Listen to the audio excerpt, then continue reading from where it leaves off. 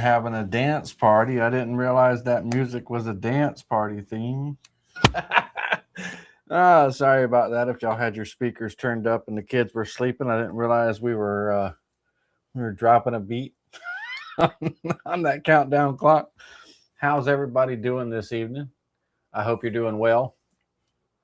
Oh, we got a good class tonight. Tonight's project, we're going to be working on a can't get over that music. Sorry about that, folks. We're going to be working on a premium kind of farmhouse checkerboard, and I was telling the Spindle TV exclusive members last night. We made a really farmhouse kind of tic-tac-toe board box and everything. And one of the things that I said to them was that, it's not always about having a big $200 or $300 project, and stuff like that. Sometimes we just need, a smaller project that we can sell from, $20 to $60 to $80, whatever, but, where we can make, 20 or so of these and sell 20 or so of these, over and over again, multiple times over, that are very attractive. So it's not always about the big ticket items. Sometimes we need some smaller stuff too. And so tonight's project, and I don't know why my screen is blinking. If y'all are getting that flashing or blinking, I apologize. I don't know what's going on with that. But I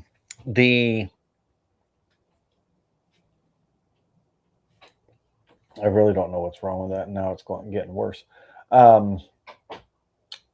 The important thing is that tonight's checkerboard, we're going to learn about inlays. We're going to do some inlay work. VCarve inlay is what we'll work with to get some nice sharp corners on our squares and all. It's a premium product, so we're talking like maple and walnut.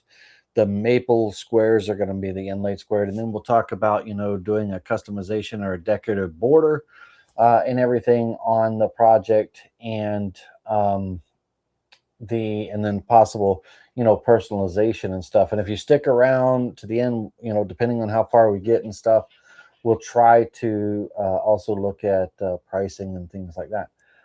So when we get into this, we're going to jump right in, and we're going to start off with laying out the board and the design strategy, how we lay it out. This is going to be the important part. So really it's about how to make and how to lay out these type of small projects and stuff. So we're going to learn some really cool tips and techniques. So it's not just about the project, workflow, accuracy, building systems and things like that. All the wonderful stuff that I teach in my book, The Art of Precision. By the way, is still the #1 bestseller on Amazon in 2 categories, industrial machining and carving crafts or craft carving. So thanks for the individuals who bought books and supporting that. Loving that we're a #1 bestseller in 2 different categories, and we're staying strong with that. So thank you all. And for those of you, this will be my one and only time kind of promoting myself. If you haven't picked up a copy of my book, The Art of Precision, you can see what it's all about behind me right there, like if you want to read that over my shoulder. But it is it's a good read, and I think it will help each and every one of you in some form or fashion. All right, that being said, let's go ahead and jump on over to our screen share. We're going to jump into the Spire software, but everything that I'm doing tonight can be done in VCarve Desktop, VCarve Pro, and Aspire. I just happen to work in Aspire because that's the main program that I have on my computer. But everything I'm doing tonight, there is nothing that is strictly Aspire or anything. It's all across the board. So VCarve, Desktop, Pro, and Aspire. All right. That being said, let's go ahead and jump on over and switch over to screen share, share an entire screen, and boom. All right, all right. All right, all right.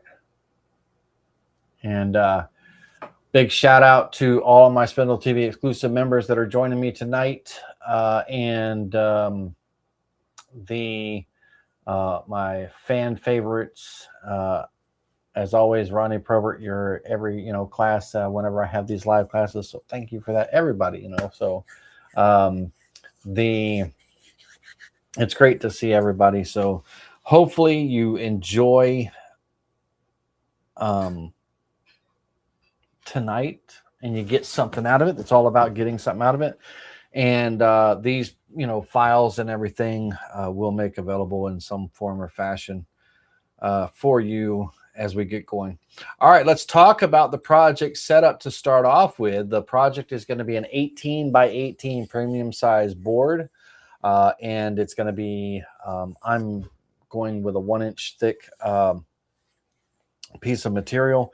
But of course, you could go 3/4 and all for a little bit premium price, 1 inch, 1 1/4, something like that. Something with a little bit of heft to it, 1 1/2 even.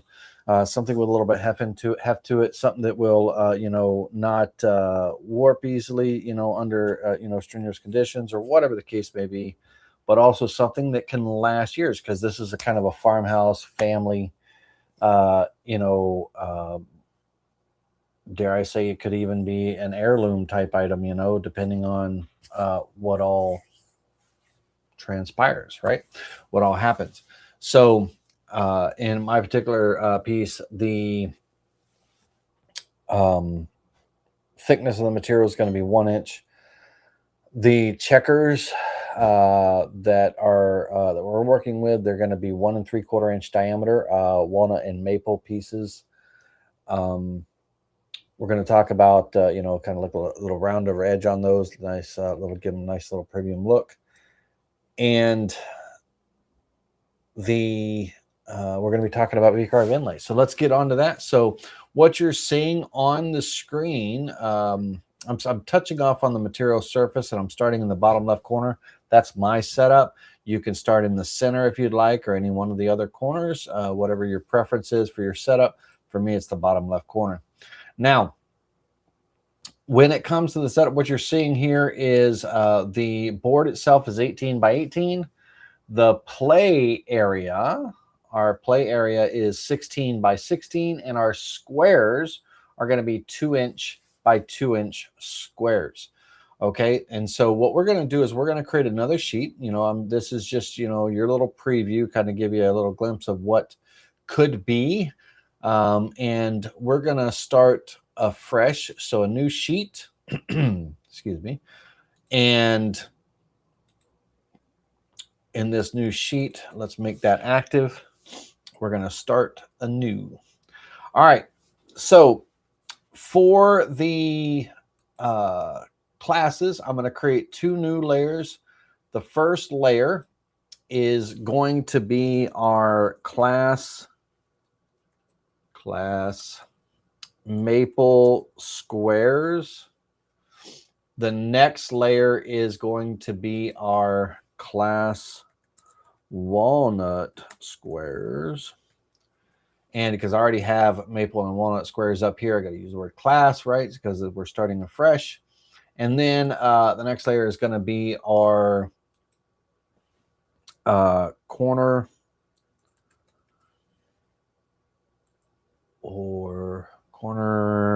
and decorative border. Corner and decorative border. All right, so let's start, and then let's just do our main overview, class main overview. So class main overview. That'll be our main one that we're drawing in. Oop, it did not like me doing that. I gotta try that again. Class main overview, enter. There we go. Lock it in. All right, so we're going to make sure that that is the active layer here. So we should be able to see that up here. We should be able to see it bold here as well.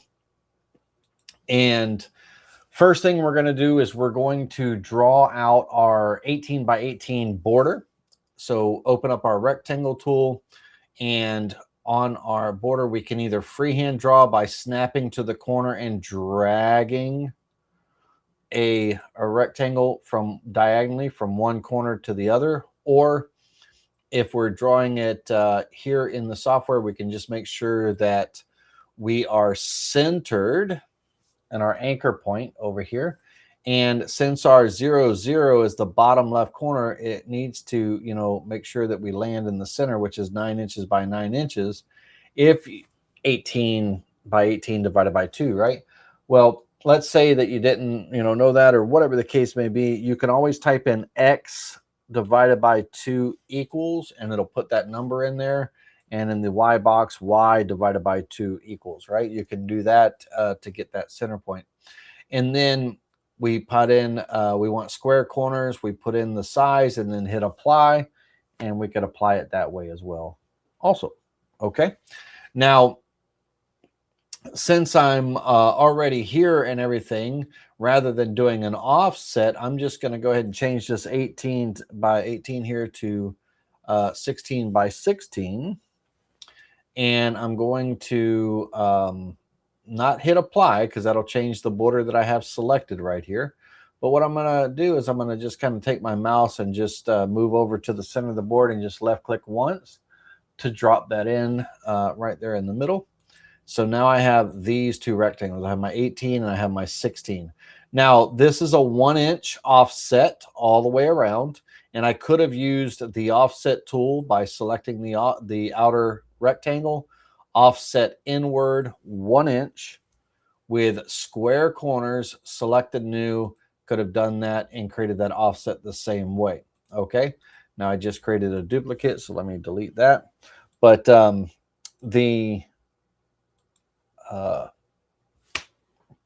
that is how we get our first 2 squares going on. Now we're going to create the array for the play area for the 2 inch by 2 inch squares. Now we can use the array tool, which is located at the bottom of the offset and layout area here, the bottom kind of tool sections. And it's the array copy tool. We need something to copy first. So let's get our squares going on here. We're going to just draw out a 2 by 2 square. And we're going to snap that right down into, I missed the whole thing. Snap it right down into that corner here. Well, Lord have mercy, Laney. Grab it there and snap it. There we go. We're going to snap it right in place. And that will represent our walnut, let's say, square as an example. And then we're going to, I'm going to hold down, I'm going to grab it right in that corner. I'm going to hold down the control key and drag a copy and snap a copy right next to this. And that'll represent my walnut square. So we're going to draw one of each. The walnut and the maple square. So I just said walnut twice. One is the walnut square, the other is the maple.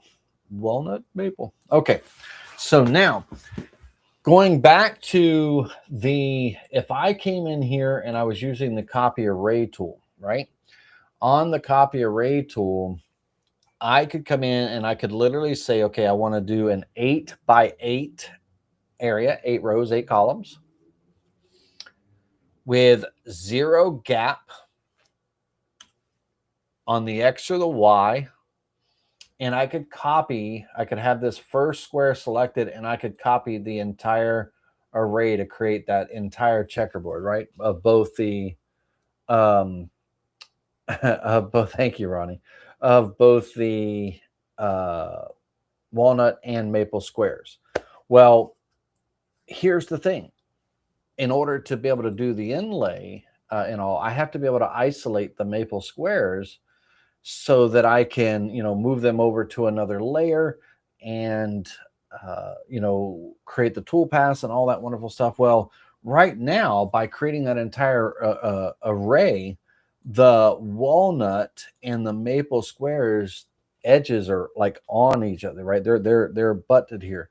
So trying to come in and hold down the shift key and select every other square without,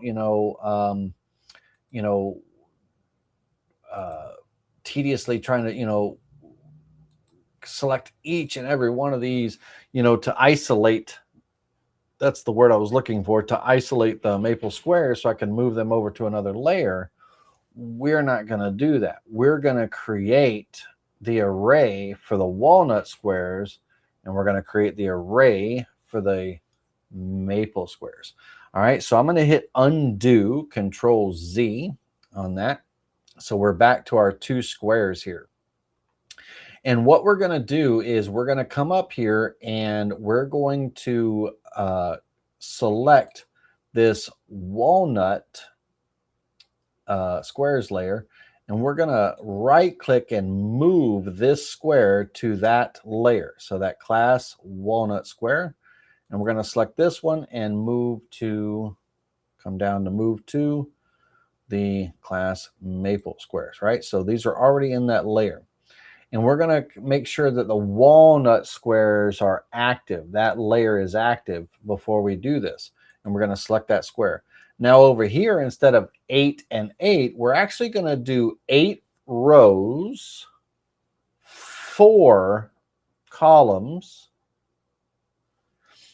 And our gap, because the walnut squares are, both the walnut and the maple squares, like I said, are 2 inch by 2 inch. So the gap from one walnut square to the next walnut square is literally 2 inches, right? So we're going to put a gap on the X of 2 inches. No gap on the Y, okay? No gap on the Y. That way the top edges and the bottom edges of each row touch each other. But on the displacement here, we are going to displace every 2 inches. Every other row is going to step over 2 inches. So this square is walnut. This square that's going to be here is walnut, right? So the second row will shift over 2 inches, and then the third row will be back, and then the next row, and then everything. So it shifts over. It's called displacement. So 2 inches, positive number, 2 inches. So we're going to go ahead and hit copy on that. And that is going to create, and I want to add a color to this so you can see the colors. Let's give this a color of,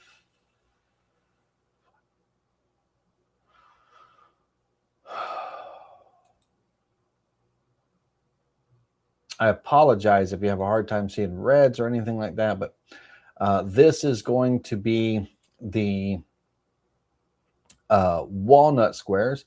And if I turn off the border, right, that rectangular border, that 16 by 16 play area, if I turn that off, or actually, no, I'm not going to turn it off. I'm going to move it to its own layer, a new layer. This will be my class play area border. And I'm going to turn off the visibility. Let's change the color. Let's make it like a hunter green, but let's turn off the visibility for a moment. And let's turn off the maple square for a moment. And what we should see is we have created every other square, which is going to be our walnut squares. And then the row, the second row has shifted over by that 2 inches. And then we're back, shift, back, shift, back, shift. So that's that displacement. The displacement displaces every other row. Okay. And so we have this as our walnut squares. And so now we can turn those off, turn on our maple square here, and we can select that. The array is going to be the same setup, 8 rows, 4 columns, 2-inch gap between the squares that get created. But this time on our displacement, we're going to go with a negative 2 inches. So this being the second square in, it's going to, on the second row, it's going to shift back 2 inches, and it'll make that next row the first square. So every other row will shift back from here. So make sure that the maple layer is active. Have it selected. Make sure this says negative 2 inches. Create that array. Let's give this a color as well. And we'll kind of go with like a blue. Okay. And so now we have our maple squares. We have our walnut squares. And then together they make the 18 by 18 area. Okay. So that's our layout. All right. And then our, play border is our border that kind of goes around both of those. All right. I'm going to leave the border off for right now, so we see that and everything. Now we can go in and we can start kind of getting prepped for our inlay for the walnut or for the maple squares. The whole board is going to be in this scenario, right? In this, what I would recommend would be the entire board being walnut, beautiful walnut board, and everything. And then our inlays, all of our inlays are going to be maple. So the squares are going to be maple for every other square. And then we are going to have a nice decorative border and maybe some text that'll also be a maple inlay as well to kind of give this a nice look and stuff.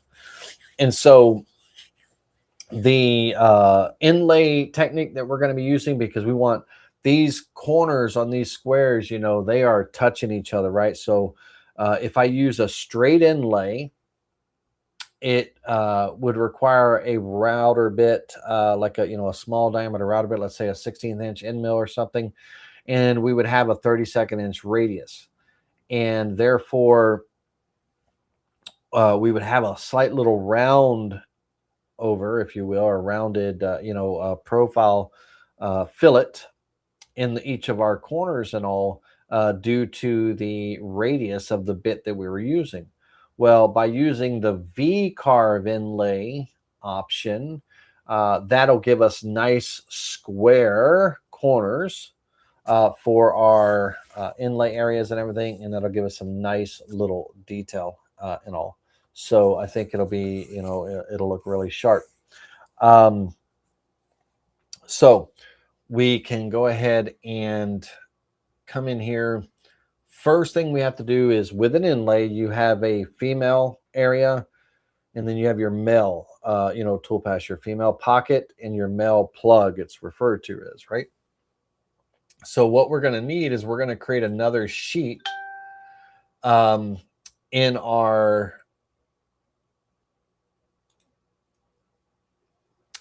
class. Our sheet list is what the word I'm trying to find. And we're going to call this our class male plug. And we'll use that when we create the VCarve inlay. It'll ask us where we want the male parts and toolpaths to go over to, and we're gonna send them over to that sheet and everything. All right, let's make sure that everybody can, we're doing good. Everybody's with me up to this point.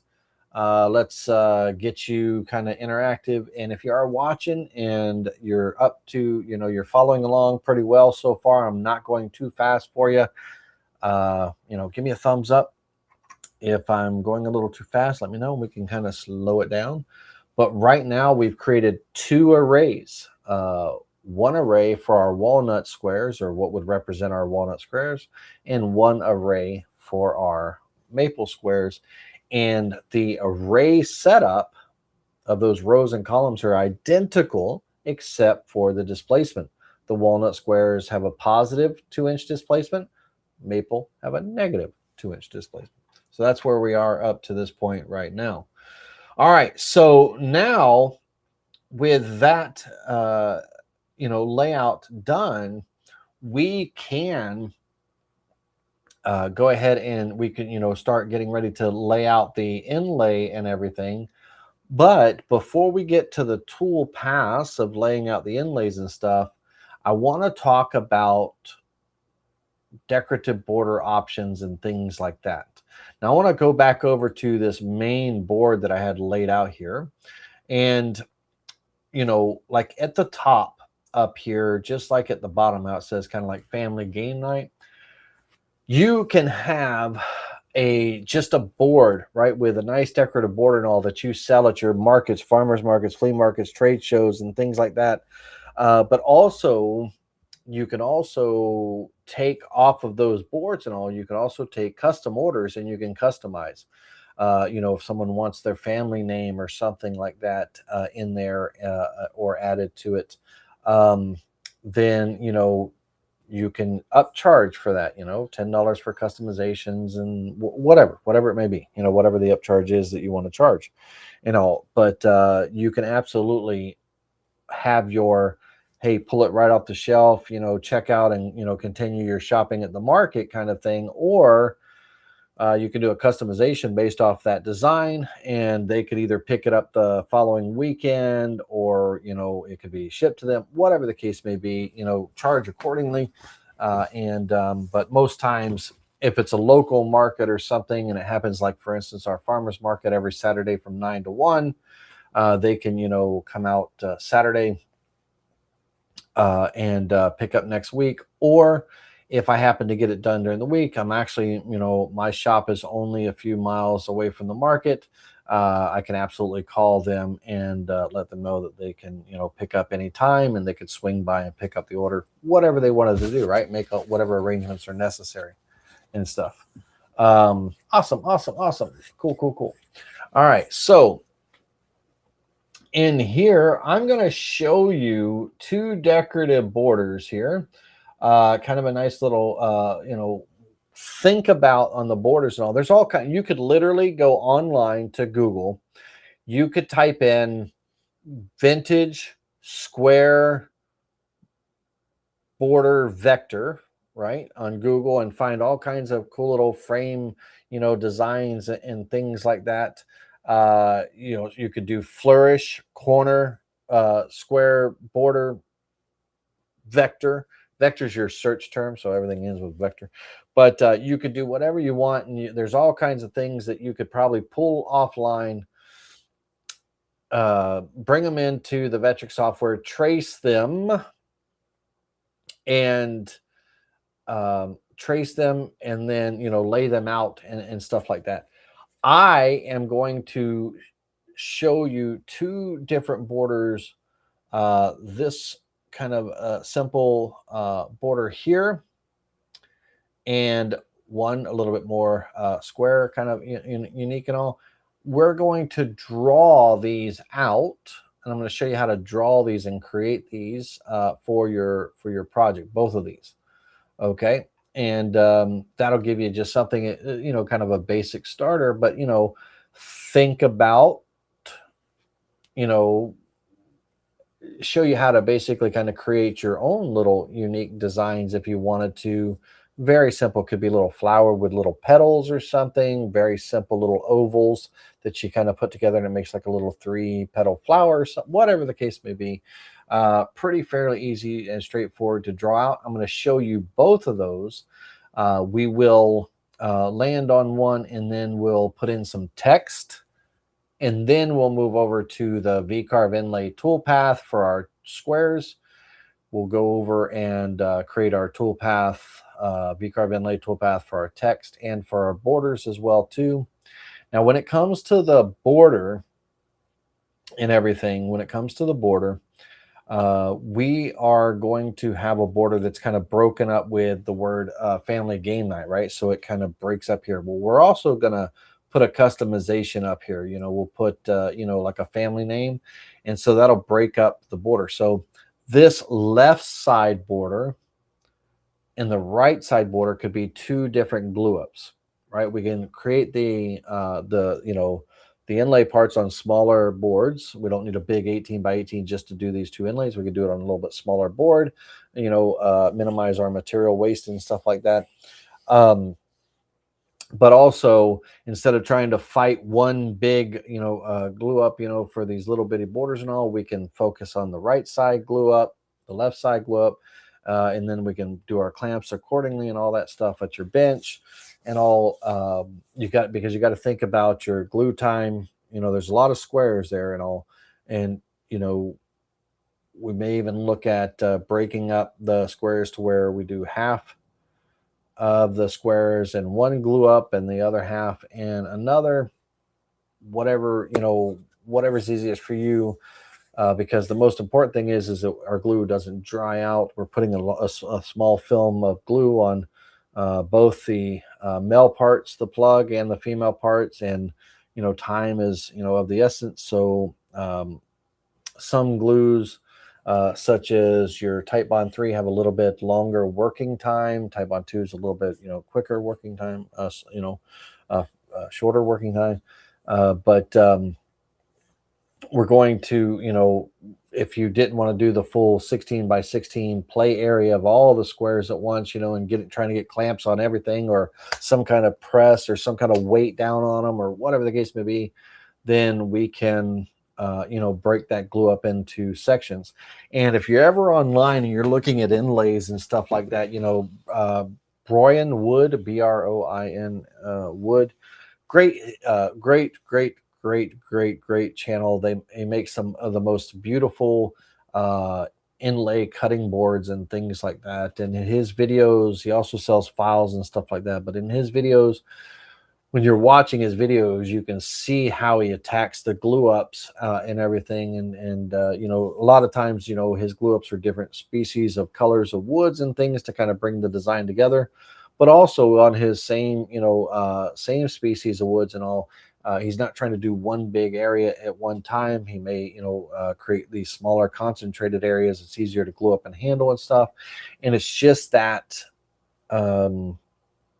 that process, regardless of what is for you, that, you know, what's easier for you to make sure that you get a good glue up, good fill area of glue and everything, nice pressure on it, so you don't have any, you know, dry hollow areas and things like that, or, you know, squares popping out or something, all that case may be, and everything. Awesome. So I got to give a shout out really quickly.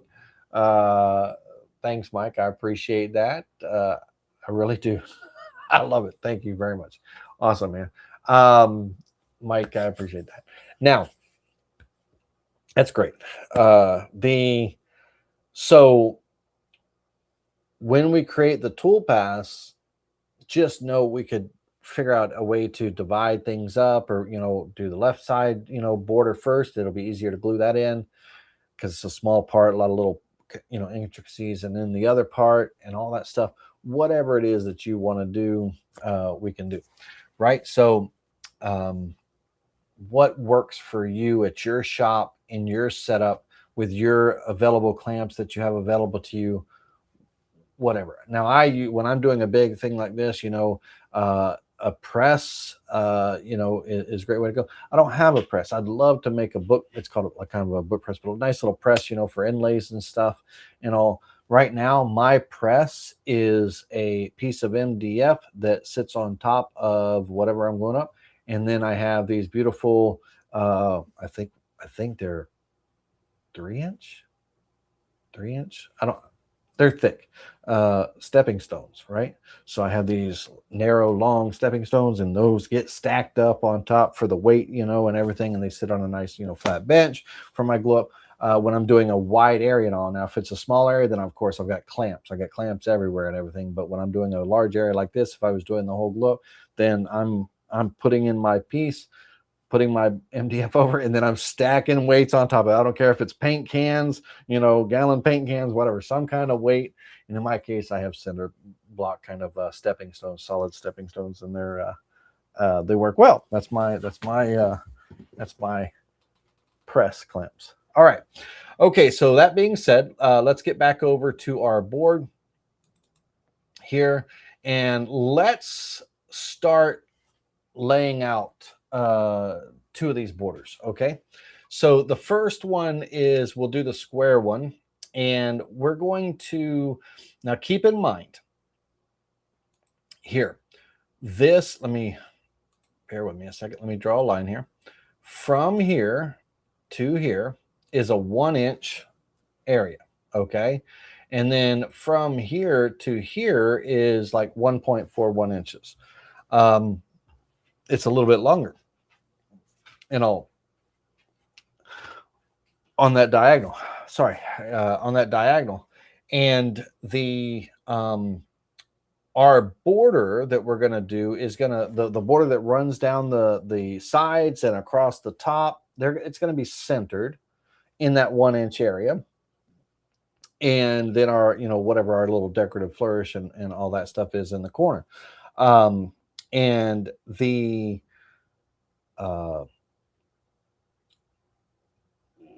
your board, if you wanted something wider, like if you wanted, something a little bit more like vintage, floral all the way down, give yourself some room, because there's only 1 inch there. There's not a whole lot of room for a whole lot of stuff.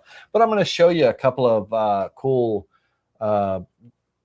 options that would make for great looking inlays and stuff. All right, so let's talk about our first one. We'll lay out the kind of the square corner area. So here we're going to create a square that is 1/2 inch by 1/2 inch. So 0.5 by 0.5. And we're going to offset that inward. And I just lied to you. It's going to be 0.625 by 0.625, not 0.5 by 0.5.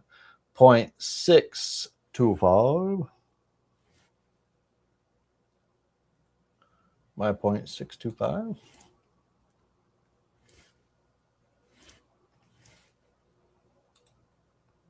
There we go.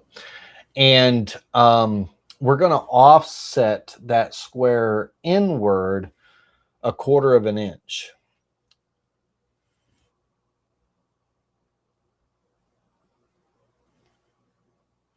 Yeah, we'll do 1/4 inch. Offset inward. I think I don't want to do 1/4. I think I want to do 3/16. Yeah, 3/16 looks better. All right, so we're going to offset inward 3/16. Now, we're going to take this square here and we're going to duplicate it by holding down the control key. I'm going to grab it right in the corner. Let me zoom into this so you can see what's going on here. I'm going to grab it right in the corner. I'm going to hold down my control key and I'm going to drag this and literally snap the corner that I've got to hold on to this inside corner here. And I am just a big old moron. It is going to be the 1/2 inch by 1/2 inch is what I want. And it is going to still be the offset inward. Lord have mercy. So the square we're going to start off with is a 1/2 inch by 1/2 inch. And the square offset is still going to be let's do a 2.5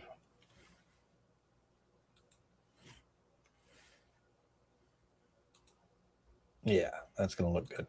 All right, so 1/2 inch by 1/2 inch square with a 1/8 inch offset. All right, so we're going to select both of those. Once again, we're going to grab it in the corner, hold down our control key, and I'm going to snap this corner right up against here. And you want to make sure that you snap it right in place. Now, I again missed the whole mark. I want to snap to that corner. I want those two corners to touch each other, which will make those two corners touch each other. And then I want to take both of these and I want to split the difference here from this corner to this corner. So I'm going to take this line. Let me take both of these first. I'm going to G for group, G for group. But I want to take this line and I want to bring this line back that I drew and I want to snap it back to this corner here. And that line goes all the way to this corner. Well, that line has a virtual center point. Okay, I love using lines for layout. You know, when I draw a line to, maybe I want to align to it, or I want to do something, want to flip about it, things like that, because you know it has a natural center point. Well, on my part here, my part also has a natural center point, so I can grab that and I can snap right to the center of my line, and that way I'm evenly spaced between here and here. Okay, so snap it right on the center of that line and get that placed there. All right, so now let's move that out of the way. Then I'm going to take one of these squares, ungroup them, take one of these squares here, and I'm going to grab it by the corner here, and I'm going to hold down the control key, and I'm going to drag. Let's try that again. Hold down the left mouse button first, then the control key. I'm going to drag this down, and I'm going to literally snap it right in here. And I want to snap to the inside corner of this inside square right there. So I want to snap to there. And again, not sure why my snap's not working tonight, but I'm going to snap right there to that corner. And on this square here, I'm going to go into node edit mode. Let's get this line out of the way because that line is just going to throw everybody off right now. We'll move it back where I want in a minute.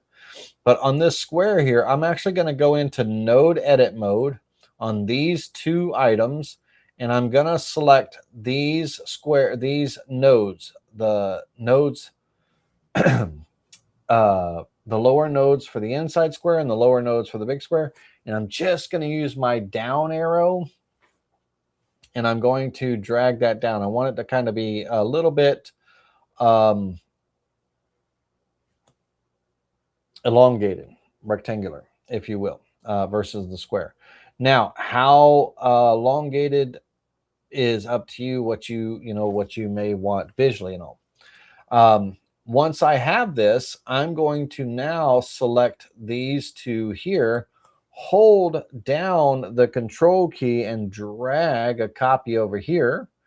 I'm going to use my rotate shortcuts on my keyboard. The number 9 is a counterclockwise 45-degree increments every time I hit the number 9, or the number 0 is clockwise. I'm just going to hit the number 9 twice to turn that. I'm going to grab it by this lower corner here and snap it right into here. Okay. And then the part is starting to come together. And so here I can decide if I want to scale down, up, whatever the case may be. I'm going to keep it just like it is. But let's say that you did not want, let's say that you may want this smaller because you did not want to be so close to your border, or whatever the case may be. Size it down, make it instead of a 1/2 inch squares, make it a 3/8 inch square, right? And then offset accordingly, and everything. But or you could take the whole thing once you have it all created, and you can hold down your shift key and kind of scale it like all at once, right? Either way, whatever floats your boat, right? All right. Now, the main thing that's important is don't sell yourself short on, too thin of a piece and stuff. Make it a little bit of a decorative, inlay and all. I'm actually gonna scale that up just a little bit. I'll hold keep that shift key because that keeps it centered, kind of where it's at and all. But I'm gonna scale that up just a little bit. There you go. And we'll leave it at that. So now I want to take a rectangle tool and kind of right in line right here, I want to draw a rectangle that kind of, continues down. And we'll do the same thing here in just a moment. But I'd like to have it centered. Now, if I put this line back in place, this is the line that goes from the outside of the square over here. I have a virtual center point. And so that is this 1 inch area. That is my 1/2 inch mark. That's the center coming down here. Okay. And so I could come over here and align myself to the center here. And that way my beam, whatever it is, my border and all that's going down the side kind of stays centered. And I do want to stay centered. So now that I have that laid out here, then it's going to be important for me to take this, hold down the control key and drag a copy over here, rotate with the number 9 key, and then I'm going to grab it down here and just kind of snap it into place, on that line there. And I'm here, and then I'll just use my arrow key over, and I want a little bit of an overlap right here because we're going to use our scissors to snip that apart. So a little bit of overlap. And on this one too, I don't need to move the line. I can just move that up. I want a little bit of an overlap there, so we have a little place to snip and everything. Now, on this, I'm going to go ahead and open up these highways and everything. So with the scissors, basically, I'm going to go in here and I'm going to open up this path here, and we should have kind of a continuous little path going through there, right? And then we'll do the same thing here, kind of connecting that and connecting that, right? So that is our little corner flourish kind of deal, right? Now, here on node editing, I'm going to select these 2 bottom nodes of this rectangle, and I'm literally just going to hit the down arrow, right? And I'm going to just holding, I'm not hitting, I'm just holding the down arrow, and I'm just drawing that down. I'll trim it up in just a minute. Same thing here. Now I'm going to grab those 2, and I'm just going to hit the right arrow key on my keyboard, just hold that down and kind of drag that over. I'll trim that up in just a minute. Now, if I wanted to, I could actually bring this one back to right about there, because I know I'm going to put a name up there, so I don't have to go all the way across. But now I kind of have a little bit of a corner, flourish thing going on. So I can get rid of my layout lines, and I want to select all of this. Let's get out of node editing. Select all of this. I'm going to hit G for group, and then I'm just going to mirror these parts. So mirror, create mirrored copy, flip about job center. I'm going to flip horizontally there. Now, I'm going to have a little bit of an overlap when I do this vertical flip and this horizontal flip. Okay. I'm going to have a little bit of an overlap on these 2 areas here. and that's okay as long as I'm aware of it. You know, that overlap here and all. The as long as I'm aware that, you know, I'm overlapping, then I can fix that, because I can go into node edit mode. Um, yes, I'm going to ungroup that. I can select those two nodes and I can, you know, move them up. Let's say, I don't know, halfway. Same thing here, you know, on this part.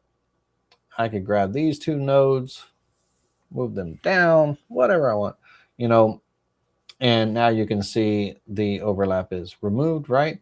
And while I'm in node editing mode, I will simply just delete the span, that little line right there. Do the same thing down here, delete the span.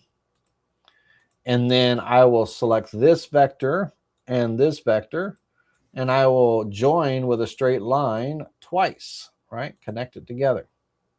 Okay.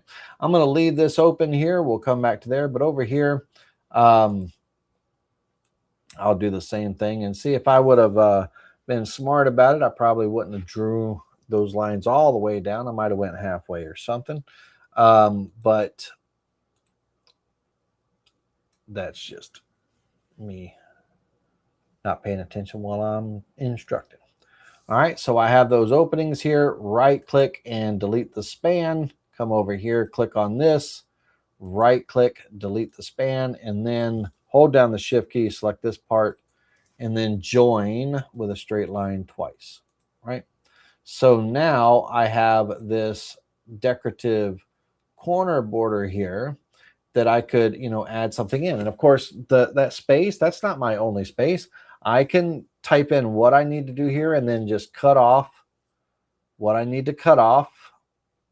Or I can go into node edit mode and I can move, you know, things back, whatever the case may be. Now, I don't want to do that. I don't want, that's a terrible way of doing it, because I want to be consistent on both sides. So what I'm going to do is I'm going to let my text dictate where the bottom and top border, cut off to.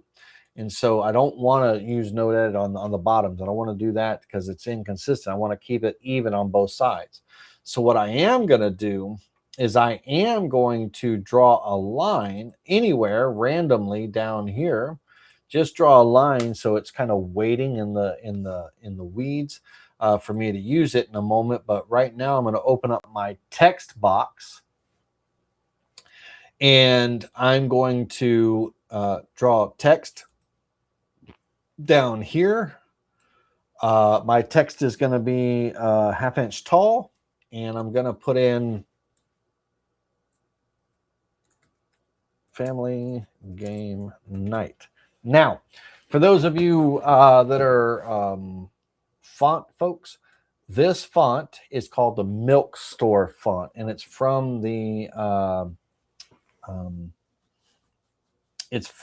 Milk Store collection of heritage font, heritagetypefont.com, heritagetype.com.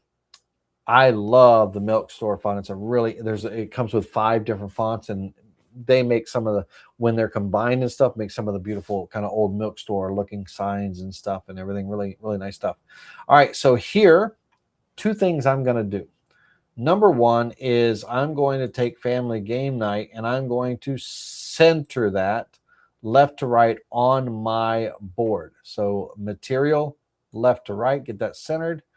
And then I'm actually going to, with it selected, I'm actually going to hold down the shift key and select this line, because this line has a virtual center point, and I'm going to align to that last selected item up and down. So I'm literally centering it on that line. Okay, on that little line, because this is the center of my 1-inch area, and that line center of that line is center, right? So I'm centered now where I want to be. Now this line serves another purpose. Okay, this line here, I can now decide where I'm going to use my right arrow key, and I can decide where I want this border to kind of fall off right here. So I have space for family game night, and there looks good to me. So I'm going to take that line and I'm going to mirror it making a copy, flipping it horizontal along the center. So I have one over there as well. And I'm going to take my scissors and I'm just going to trim away that excess and trim away that excess, right, to that line. Okay, so now I have that here. Now let's do the top here, and let's say that I'm customizing this for, you know, a family or something. Let's say that we have the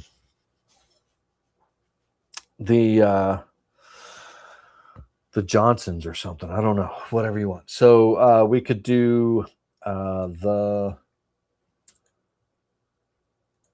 Johnsons.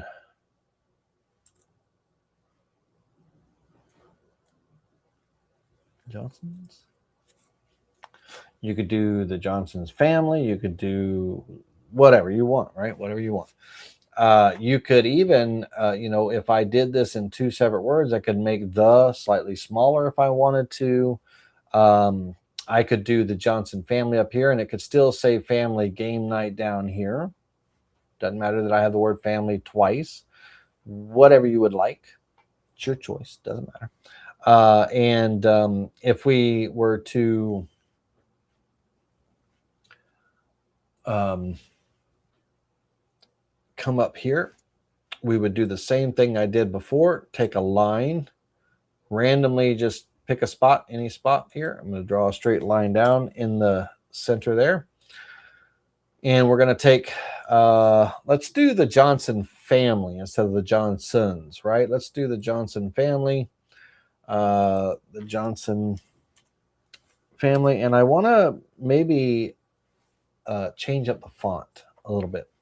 So instead of the straight font that I have on family game night down here, I want to change it up on this. And I'm going to use, not monotype Corsiva. I think I'm going to use the same milk store font, but a different one. And I've got, you know, different choices and all. And one of them is kind of a script choice here. And I am going to, too big. Let's go 0.625. And I want clean, not textured. I want clean. So it comes in 5 different fonts, but it has clean, textured, and I forget what the other one is. But let's go to the milk store. Rough. So textured rough, I want clean. So it's clean in there. Okay. All right. So first things first, I'm going to come into my alignment tool and align to the material left to right center. Again, I'm going to hold down my shift key, select that little bitty line last, and I'm going to line up and down to that. So that centers me in place here. And actually, I am, I'm good with, I don't need to use this line to do any trimming. I'm kind of good where I am here, but I do want to make it slightly a little bit bigger. And so I'm going to hold the shift key down and just stretch it out just a little bit here. And I won't need the line for anything else. So I'll just get rid of that and keep that in there. Now I am centered. It may not look like it because the Y is here and the furthest part of the T is down here. So it may not look like I'm centered, but I am and everything. And I'm happy with that. Some people may, you know, aesthetically think that, you know, oh, it might look better if I just bump that over a little bit, kind of, you know, make it look a little bit more balanced. You do you, boo, right? Whatever you want to do, it's whatever makes you happy. Okay. Visually, whatever satisfies you. Now here, I'm going to go ahead and weld this text, and I'm going to just replace it. I'm not going to keep a copy of it or anything. I'm just going to replace it and get my, you know, welded text here. So the Johnson family game night, you know, whatever wording you want, but that's what I got going on here. And that is the, a nice little corner decorative border, right? Okay. Now, I want to take this just really quickly. I want to take this one step further, and I'd like to create another corner option for you, as well as I want to, on these straight edges here and here, I want to show you a second option. So we're going to kind of get through that a little quickly, and then we'll get to the toolpath. So stick with me. We're doing pretty good. We're an hour in class and all, so we're doing pretty good. Hang tight with me, and we'll get through this. Okay, so let's look at selecting our corners here. This, that,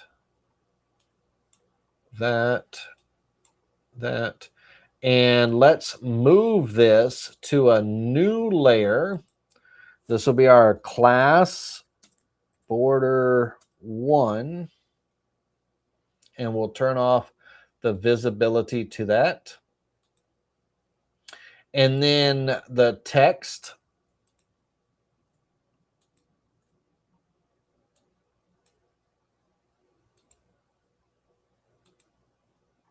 let's go ahead and move that to its own layer, using layers to create organization. This is our class text layer. And for right now, I'm going to turn that off and hide that. We'll bring that back in just a moment.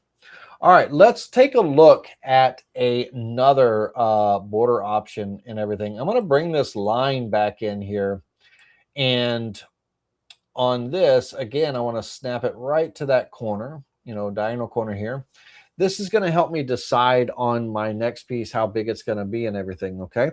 And so on this, I'm actually going to draw and use the Create Arc tool. And give me 1 second here.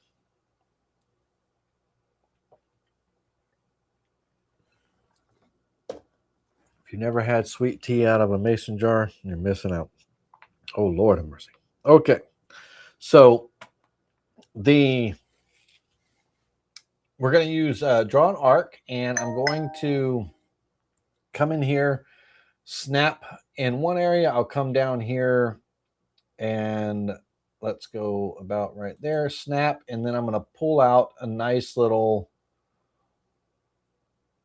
shape, and don't go too crazy. It's going to be kind of, think of it like a little petal, right? A little, not too narrow and skinny, but not too fat. And then I'm going to select the line last, and I'm going to use the mirror tool, and I'm actually going to use an option that says flip about line. So when I do that, it'll flip that line in this fashion and everything here and all. And so we can, have something. I want to undo that. I want to go a little bit wider on this arc here. And let's see if I can. I want to go a little wider on the arc. I'm going to go just a little bit higher.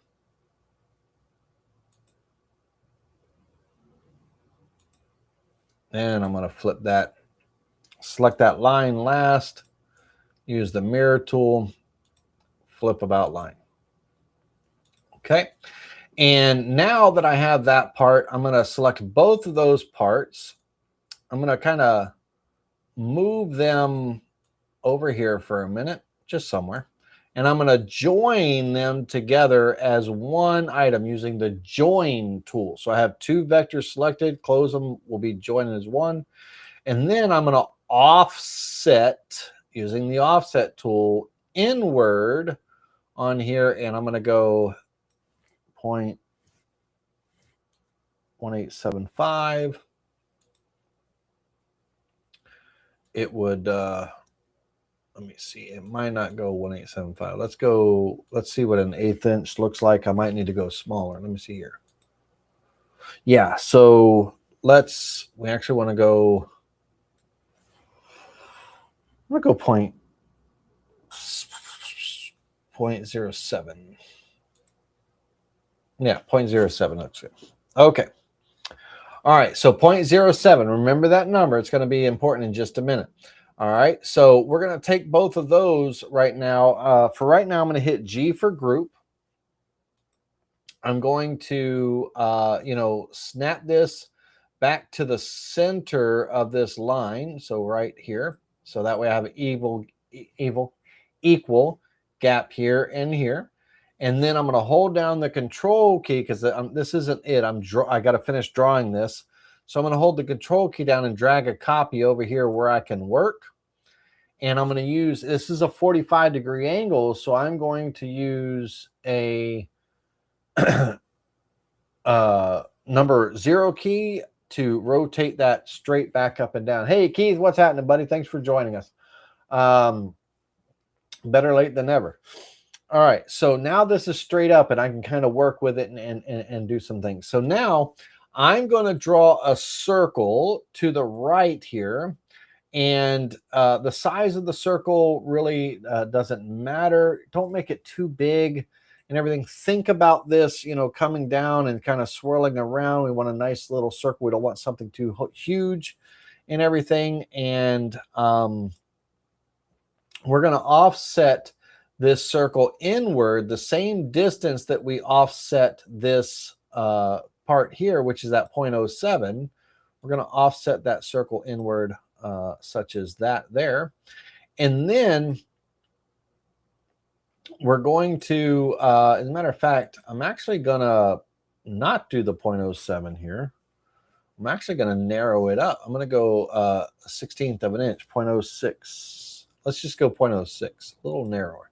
Whoops, let me select the vector. Yeah, just a little narrower there. Now, I'm going to select both of these, and I want to kind of imagine, if you will, I'm trying to get this to where everybody can see, but imagine, if you will, that this line continues in an arc fashion, comes up, and then swirls around, into this, kind of circle and everything here. So what I'd like is, I'd like to be fairly close. I don't want to be too far out, and it doesn't really matter where I'm at here. I just want to kind of be down in the lower portion and all. It doesn't matter because I'm going to be drawing lines and connecting to this. Different. This circle is just kind of a guide to kind of get me where I want to be and all. And then I'm going to come in here with a draw arc tool, and I'm going to snap my first point to the bottom of this part here, and I'm going to come over and pick a random spot here. And I'll just kind of come here. And what I want to do is I want to kind of create a nice kind of arch that, looks like it'll be a natural flow. And we're going to adjust. We're going to do some little node editing and adjusting here and all. But I want to kind of create something that looks, that's going to kind of be kind of a natural flow into this, circular area here. And so that will be the start. And I'm then going to grab that end here, hold down the control key, and just drag a copy here. Now, I don't want to bring this up and snap here. I'd actually like this to be skinnier, right? I want this to be skinnier right in here. So I'm going to rotate this part. Now, this arc that I just copied up here has a center point right there, that square. And if I single click on it one time, it'll show the pivot point because by default, it pivots on the center of an item. So that's the pivot point. Now I can drag that pivot point over to the end of the line here. Now when I go to rotate, I'm actually pivoting off that point. Okay. And what I want to do is don't worry about how unnatural it may look. We're gonna do some finessing with node editing and all. But what I'm doing is I want to just pivot this down, and I'm not worried about the end of the line. I'm watching right here where it starts to connect into here. I'm not paying attention to the end of the line because I drew the line, you know, long and stuff. I'm looking at where it kind of naturally comes in and, you know, pivots up to here. So I want to kind of zoom in. I can see my little blue node here I can pull, and I can just kind of run into that right about there. Okay. Now, I'm going to, again, we're going to finesse this with some node editing here in just a minute. But now the same thing up here. I don't want to just come into a circle here. I want to kind of come into like a little point and everything. So I'm going to take my arc tool and pick a spot, any spot, doesn't matter where. I'm going to kind of come into here, and I want to come to the center here, and I want to like swirl kind of into the center point here. And again, I'm going to just pick a random spot here and, you know, kind of come to the center and curl that in. So it kind of curls into there. And again, I'll finesse this with some, you know, clean up node editing and stuff. But now I can take the scissors and kind of get rid of our waste. Got a really unnatural looking curve here. So that's what I said, you know, we're going to finesse it with some node editing. And we also have some overlap happening there and everything. We'll fix that in these two areas. We'll clean those up. But I want to come in here and trim this away. Trim this away. Trim that away.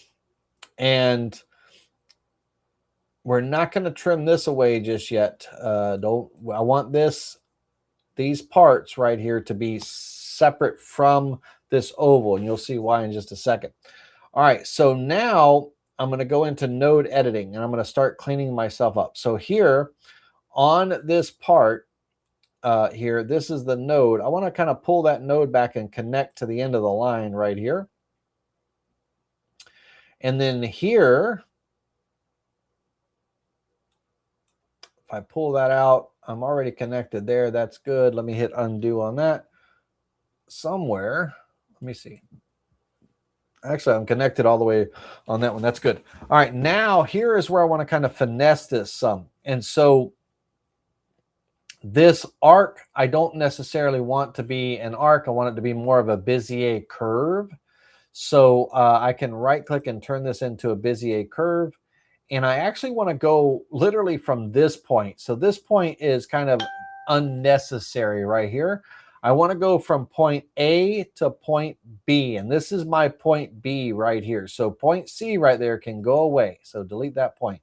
Now when I do it, flattens that line. And that's okay, because I'm going to take this anchor and I'm going to pull this back down, and I'm going to kind of create a natural, a little bit more of a natural curve transition into here and all. Now, same thing here on this line and all.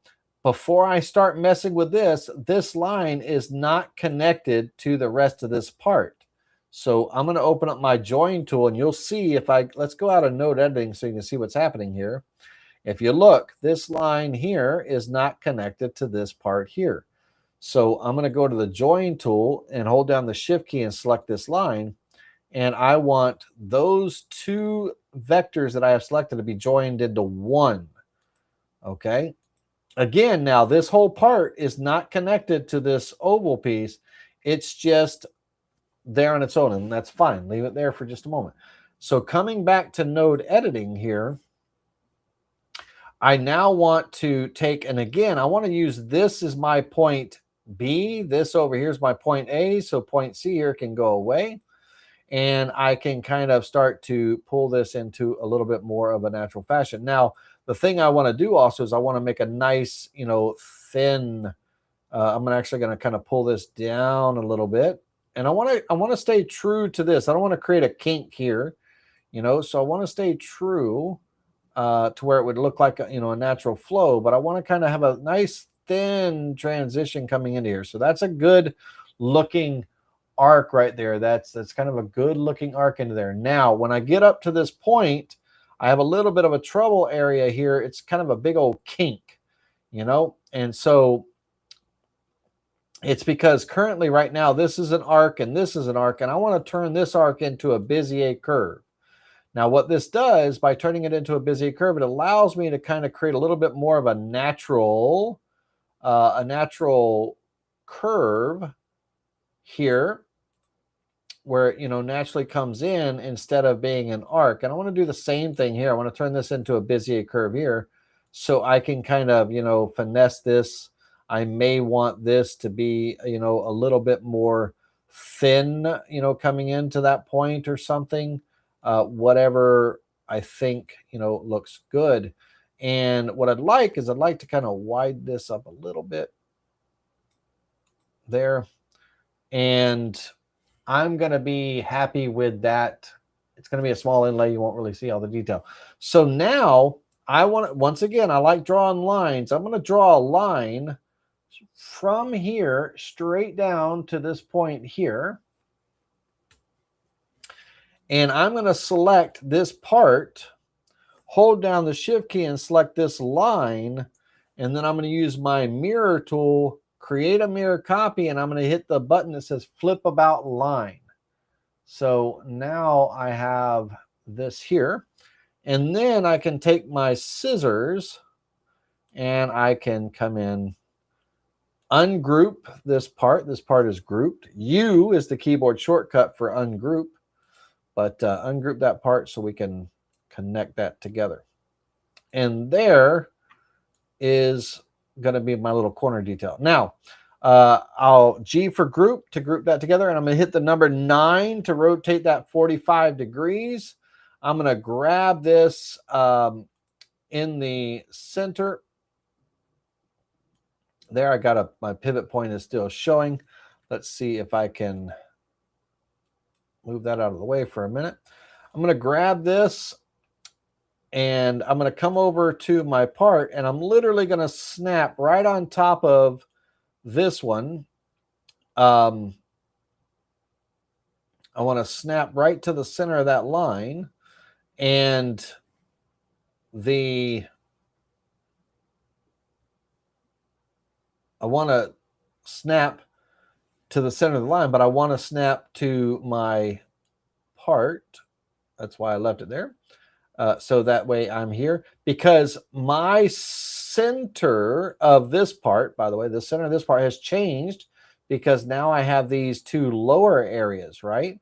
I have these two lower areas. But what's important to me is at this point in junction right here, I want that still to be spaced here. So snapping this to the center of my line, I'm not centered, on my part and all. So what I want is I want to bring that down right on top of here. And then I can go ahead and get rid of this line, and I can get rid of that part. So I'm left with that. That's that corner flourish. Okay. Now on this corner flourish here, I'm going to draw once again a line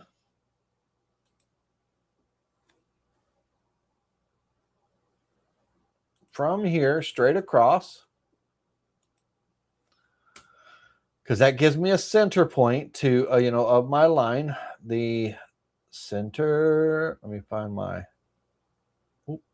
center point right there, and I'm going to draw a line straight up,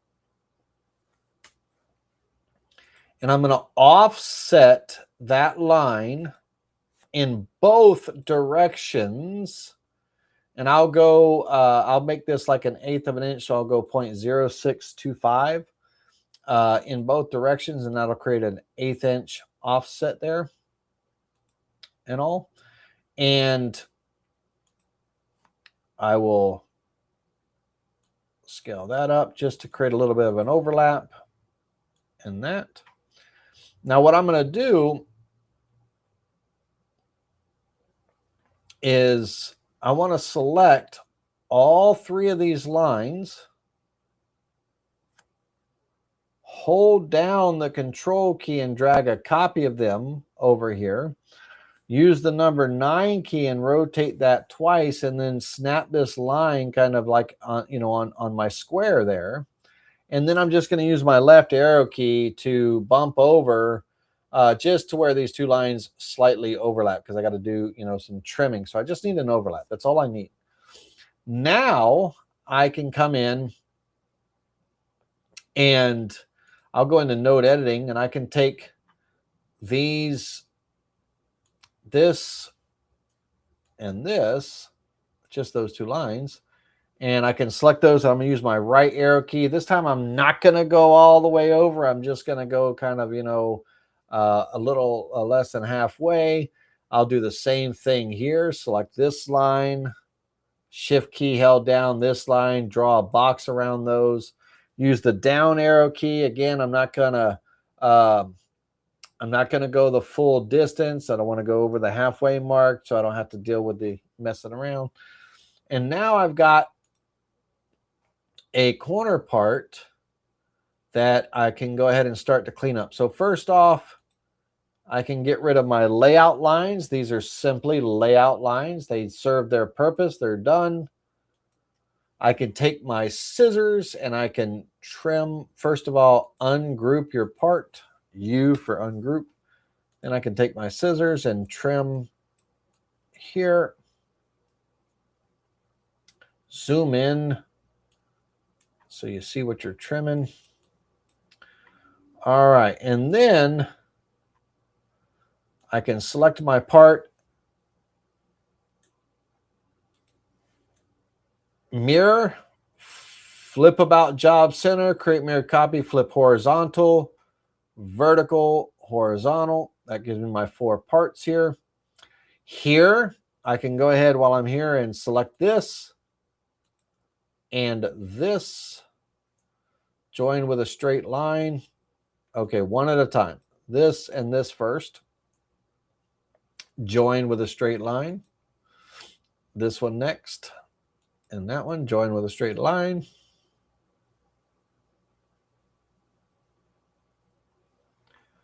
This, I'll leave alone. Come over here. This and this, join with a straight line. And that.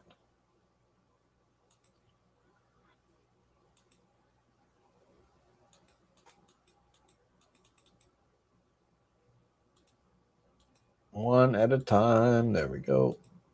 Okay. All right. Now, here on the ends, again, if I turn on my text, let's say I was using the same, family game night and everything, my text is going to kind of dictate, where these things start and stop. Also, the something that I can do if I wanted to end these off a little bit more decorative, I could take this, hold down the control key, offset it outward. Oops, use the offset tool. That same 0.07 distance that I had originally. Oops, not in both directions. In one direction, outward. So it kind of creates that same part there. But I can hit the number 9 key once, come over here and drop this in. I want to be centered, and this is, centered of this. So again, if I can't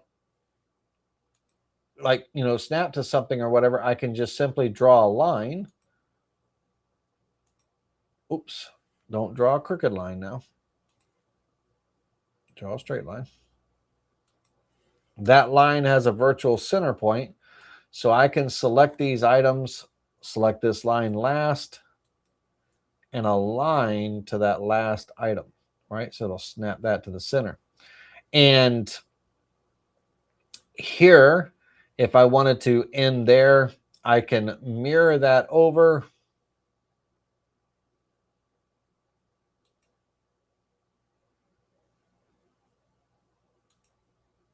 There.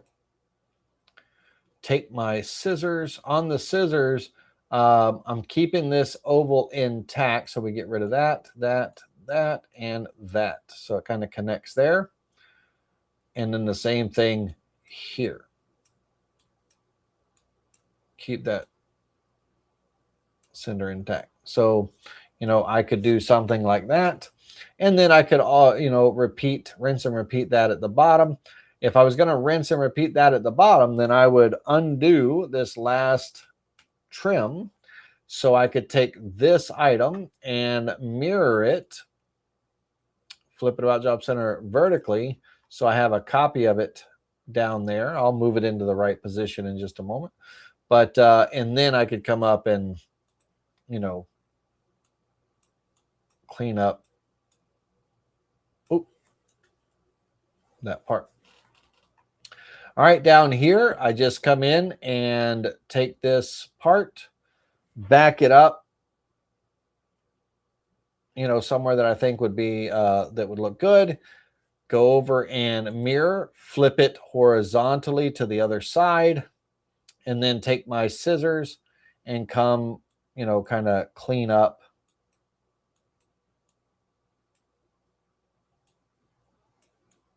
the vector. Do the same thing over here.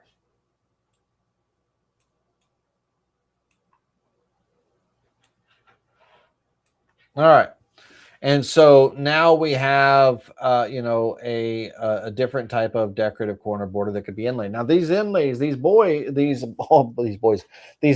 are going to be, maple inlays and everything. Nice little fine little maple inlay and everything on the corner. Now the last little decorative option that I'm going to show you is going to be the final of it all, and then we're going to move on to the Toolpath. So the last decorative option here is going to be our final, and then we'll move on. So the last one is going to be a small little diamond shape, if you will. So let's go. Let's see here. What would be a good size? 0.5 by 0.5 by 0.5.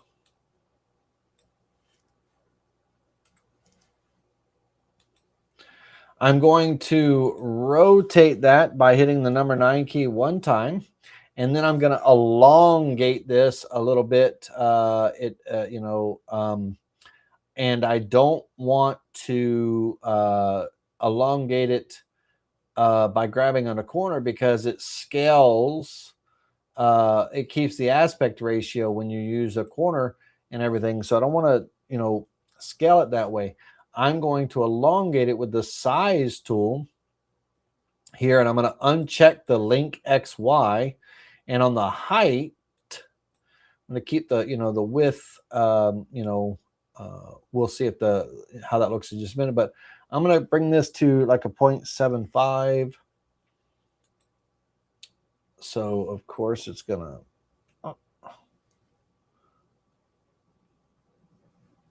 quit playing. Let me see here. If I have to node edit, I'll node edit. But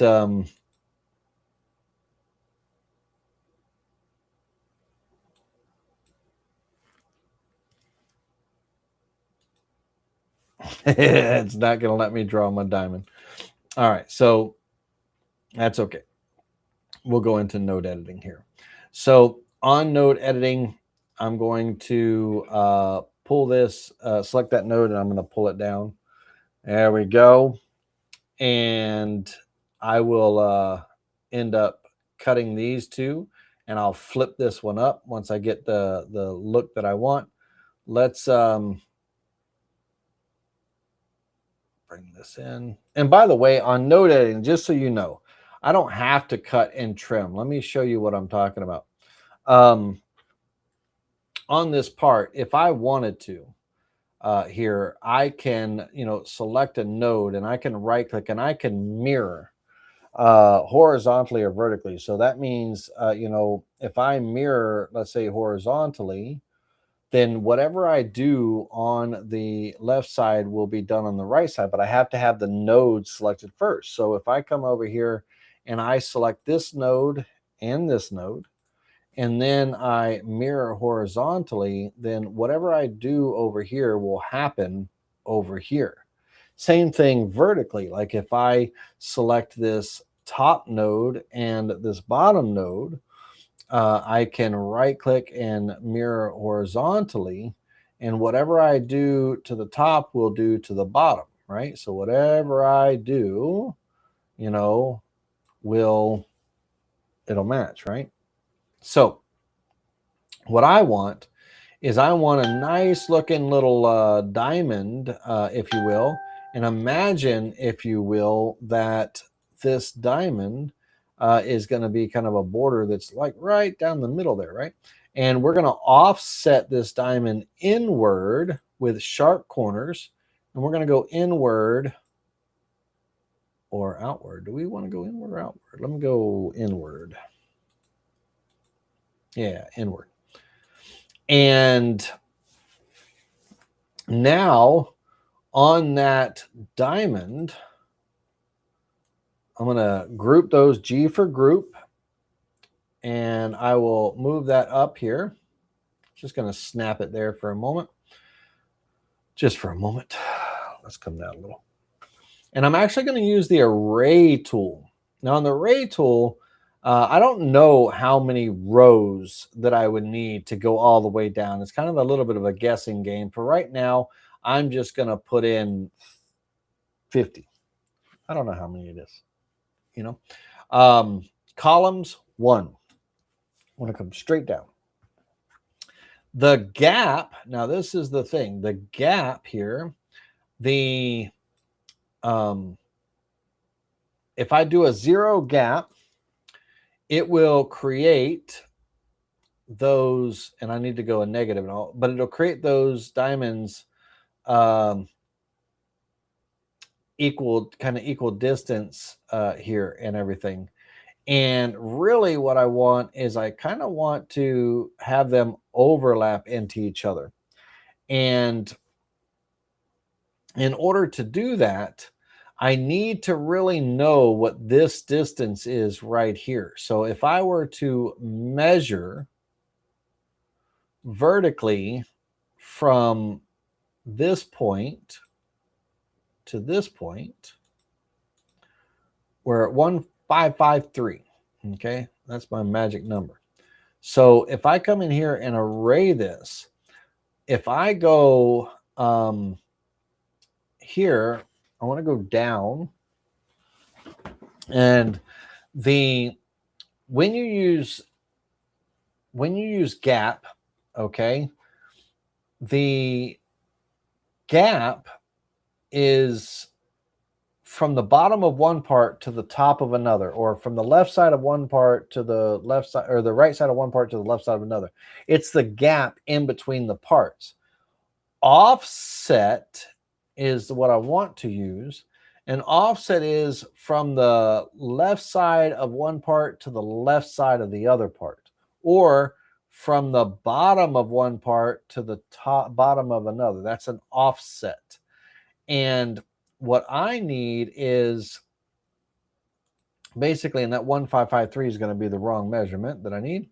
But let me move this over off here so it's not confusing for you.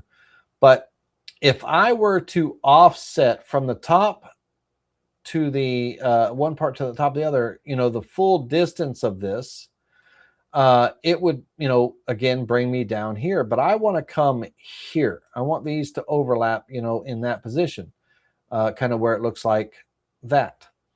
And in order to do that, I need to know what the measurement is from the top of this part to here, because that's where I need the top of the other part to land, right there. So that measurement that I just took a moment ago was the wrong measurement. I needed to measure vertically from the top of this part to here.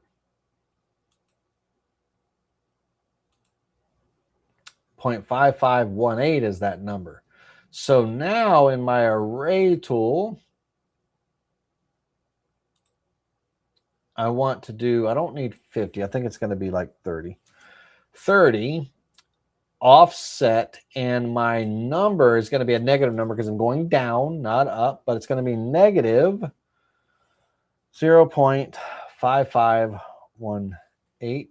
And it's not on the X. That's the wrong number. It's the Y. Y is up and down. X is left and right. So let's cut that from there and paste it here. Make that 0. And then I'm going to copy that down. So that's going to connect those parts, as you see there, all the way down. Okay. Now, when it does that, let's get rid of this measurement here. When it does that, it groups all of these, these kind of things together and stuff like that. So we, of course, would come in and we would select all of this and we would ungroup it. Now, if I came in and selected all of my right side parts, so let me see if I can, I'll just do these down here so you can see. But if I take my mouse and I draw my mouse over just the right side where I'm only touching the outside, it's going to select all of these vectors here. Okay. It's going to leave the middle alone. And that's what I want, right? So I'm going to select, I'm just taking, I'm going right to left. So I want my box to just touch those vectors. So when I draw that box, I'm just touching the right side of those triangles. Okay, just touching just the right side of those triangles. So I'm only selecting those triangles. And the reason for that is because I'm going to actually use the weld tool to weld those together. Okay, so now I'm left with this pattern here. And that pattern, let me actually undo that, Control Z. Let me take this pattern. Give me a second here. Let me deselect this one, and that one. And then weld the remaining parts. And then I'm going to take these 3 and delete them because I believe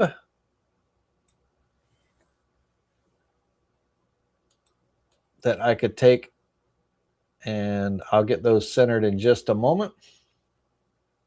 But I'm going to center a line up and down on the material.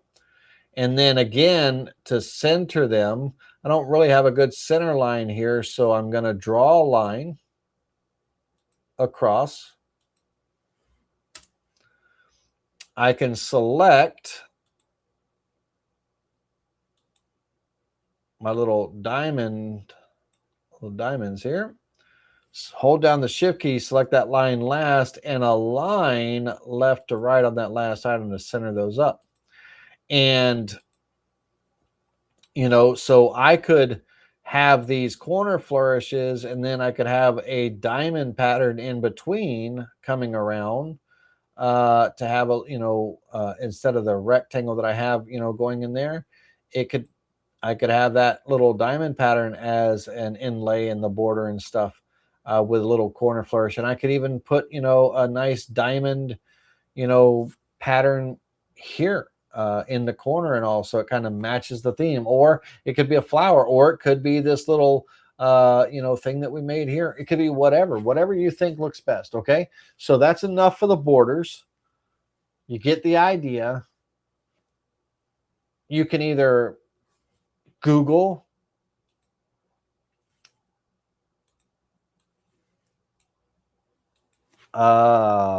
vintage square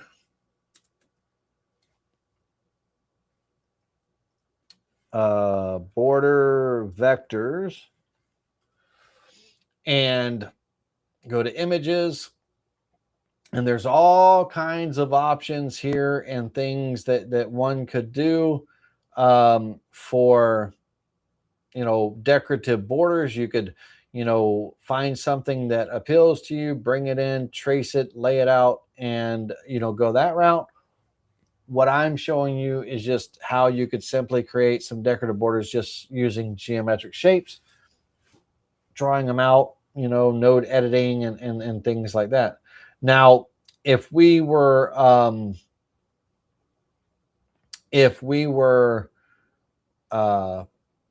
doing something like this, you've got to understand that what you see on the screen is the shape that item is. So when you trace it, when you bring it in, if you brought it in and traced it and everything, it's going to be, you're going to get it to fit to your area and all. It might not be a perfect fit, you know, to scale it and stuff. It might not scale properly or something. So you may have to use node editing to cut certain sections off and get them scaled to the right size and then reconnect everything. Whatever you do, when you're working with borders and everything, the like, you know, pre-drawn borders that you're just tracing and stuff, there's going to be some node editing involved. And you just kind of, you know, figure it out how you want to do. But you could definitely do that, or you could kind of make your own. And I'm just giving you some little, I don't know, little drawing tips. Okay. All right. So that being said, let's take our diamond pattern and move it off to the side. We won't use that. Let's delete our square. All right. So now we have, these are the vectors that I'm going to go with. We have our text vectors here. I'm going to go ahead and group that together. So we have our text vectors here, and we have our border vectors here, and we have our mail plug empty board, our class mail plug right here. Sorry, my stomach growling. I must be starving to death. We're going to start off with the VCarve Inlay toolpath. So first, I'm going to hit save on my job here. File save. And we're going to, let me see here. I got to put this border real quick.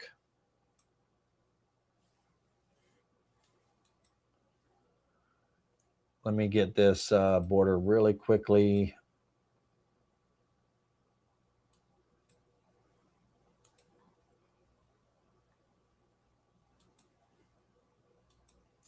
We're going to move that to a new layer, and this is going to be class border 2. Okay. All right, so class border 2, we'll go ahead and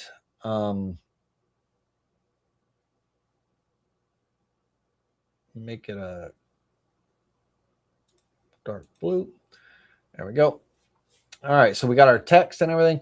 We are going to turn off all of the layers that don't apply to this class tonight. So all this stuff here in the background, only the ones that are, you know, say class are going to be the ones we're dealing with. So we have our class border 1 is turned off because we're not going to use that. Our class play area vector is here. We don't need that right now. Class border 2, we don't need right now. Text, we don't need right this second. The main overview, we don't need. And this border, it happens to be on the maple border here. And I'm just going to move that for right now just to border number 1. You know, I'll kind of throw it over on that layer because we're not using that layer tonight. So here I have my walnut squares turned off. My maple squares are on. That's the one we're creating the toolpath on. So that's the only layer that's going to be active right now. Just the maple squares. Okay. We're going to go over to the VCarve Inlay toolpath. Now, the VCarve Inlay toolpath is newish for what, 12.5, I think. I don't think it was available in 11.5. I think the VCarve Inlay toolpath that I'm referring to was available in 12 and 12.5. If you're not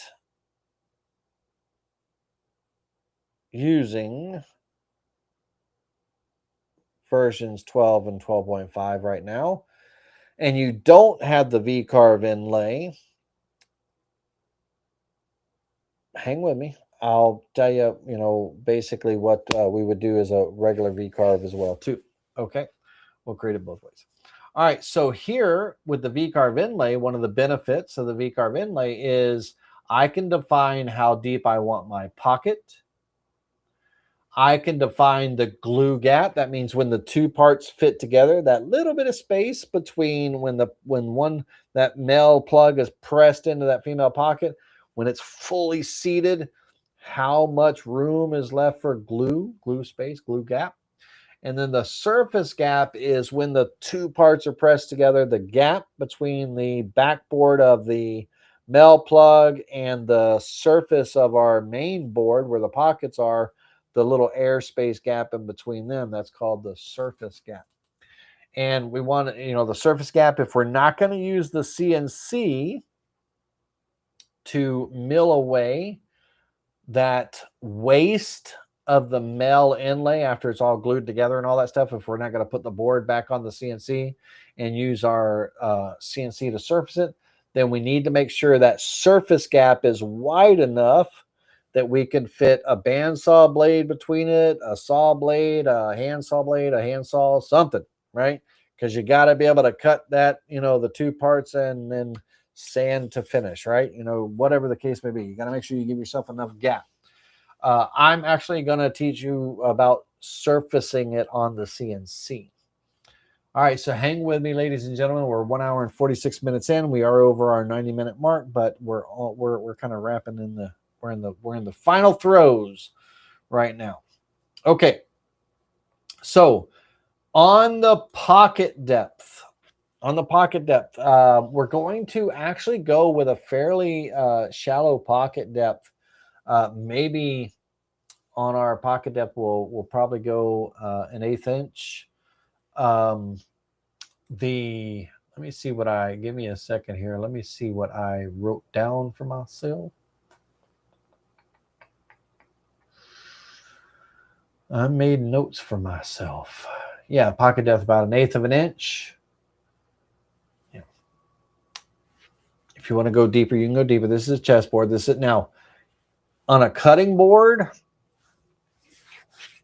You want to go deeper because water, could cause swell and all that stuff. But 1/8 of an inch, we could go, 0.2 would be about the maximum depth I would go on the pocket depth. In all, it just depends on what you want. But we're going to do a nice small shallow inlay, and we should be pretty good with 1/8 of an inch. So our pocket depth is going to be 1/8. And the glue gap, I like a 1 millimeter glue gap. And that, oh, my leg is itching. 1 times I equals, that equates to a 0.0393 inches, but I like a 1 millimeter glue gap, but you can make it as much as you want. Don't make it too big. Okay. You don't need a whole lot. You don't need a big old glue gap. So I like 0.0393 is the equivalent of a 1 millimeter. That's that's what I would recommend. And I would actually recommend that. I don't know why. Sorry, my leg started. I kind of would recommend that on, really anything. I like that size of a glue gap. Now the surface gap, want to give yourself some room for, a blade to get in between and all that stuff. The kerf of the blade or whatever the case may be. The 1/8 of an inch, whatever your bandsaw blade is or your handsaw blade or whatever, that's what your surface gap's going to be. In my case, I'm using the CNC to mill, so my surface gap is going to be, a 1/16 of an inch. So 0.0625. And that's going to be my settings for this. Now I'm going to actually be using a 30-degree V-bit versus a 60. It could be a 60, it could be a 90, it could be what have you, but I want my walls to be just a little less angled. So I have a little bit more, it's the wrong way of saying it. Surface contact is not the right way to say it, but I want them to kind of not be so angled and instead I want them to kind of be a little bit more narrow, almost kind of straight wall, but not just, with a 30-degree angle. So I'm going to be using a 30-degree V-bit, 1/4 inch, and then an 1/8 inch end mill will be help me kind of clean up on when it comes to the mill part and stuff like that. I don't want to use a 1/4 inch end mill. Don't really need to. I want a small bit to kind of just do some cleanup and stuff. Now, here, one of the advantages of the VCarve Inlay Toolpath is it creates the female and the male parts. So here, the plug destination, I can go ahead and have it land on that class male plug sheet. And so, and then it asks where the outer boundary, because it draws a boundary around it, because it has to do the reverse, the negative, if you will, of the pockets. They got to be raised and all, so it's got to create a border around them. So do I want to use a vector offset, or do I just want to use the sheet's boundary as the limit, right? I'm going to use the sheet's boundary as a limit, but I want the bit to be able to overcut the boundary limits by a 1/16 of an inch. So 0.0625. And this is going to be my maple inlay and maple square inlay. And we're going to go ahead and calculate that. Let's select the vectors first and calculate. This is okay because the squares are, in fact, the corners are, in fact, touching, and that's what it's saying. There's some overlap, if you will, and there's no overlap. They're just touching. So it's flagging it, and that's fine. We're going to continue anyway. Okay. So now what that does is it creates for the part, it creates the square clearing, the 1/8 inch end mill, right, which will come in and do the clearing out of that, and then the 30-degree V-bit will come in and do those angle cuts and stuff. Okay, so this is going to be the female pockets of that. Okay, now this is important. Pay close attention to what I'm about to say here. If you do not want to struggle or fight with, and it's not really a struggle, but anyway, if you don't want to have to fight with, trying to glue up too big of an area at a time, because you got to get glue on the squares here and glue in there and then get everything together and all that stuff, and you don't want to be rushing and all, then you can do this in sections, right? So if you were doing it in sections, you would not select all of the vectors when you're doing the toolpath. You might select these 2 rows. That could be one glue up for you, right? You could do these 2 rows. That could be another, and so on and so forth. These 3 rows, whatever you want. Or you could do it in half, divide them in half. One half is going to be a little bit more than the other because this is going to be these rows, and then you have this, right? You could do it in 2 halves, 2 sections, glue up in 2 sections. And if that's the case in all, then your male plug, which is this here for the male cut, wouldn't have to be done on an 18 by 18. It could technically literally be done on a 9 by 9, right? Or a 1 by 10, or whatever the case may be, right? Whatever it is. Now, the male parts the mill sheet is not going to be 1 inch thick. It's going to be 3/8 of an inch thick. And that's going to be the size of the, or you could go a quarter technically, but 3/8 is good. I want to be able to put clamping pressure and stuff on it without worried about it snapping in half or something like that. So my mill board is going to be 3/8 of an inch thick. But if I wanted to, I could create my mill board, my mill plug board. It could be, I could make a board that is, 9 inches wide by, 18 inches tall. And I could select just half the vectors. So it, I'm only, cutting the mills on the, that smaller board. Whatever you want to do. Okay. In my case, I've got a plan. I am going to glue up, the 18 by 18 by 1 inch thick main walnut board. But I'm also going to have, my maple boards, and I'll have that glued up as well. I'm going to do it all in one shot because on my smaller boards, my smaller maple boards, I'm going to do my borders and my text letters. Okay. So those are going to kind of be their own thing. So, but you can divide it up. You don't have to do them all at once. Just select the vectors you want to do and make sure that your mill plugs land on a board of an appropriate size. Okay. All right. So that being said, if we look at the mill plug, the vectors they got flipped. If you notice on the female, the square's missing here on the bottom, but on the male, it's there because the parts have been flipped horizontally. So they sandwich into each other, right? And everything. And also a boundary has been created, a 1/16 of an inch past the sheet border based on the setup that I did. So that way when the mill parts get cut, the end mill's going to go in and clear out all of the waste area. And then the 30-degree V-bit's going to come in and clean up the edges and all. And these are going to be my mill pieces here. Okay.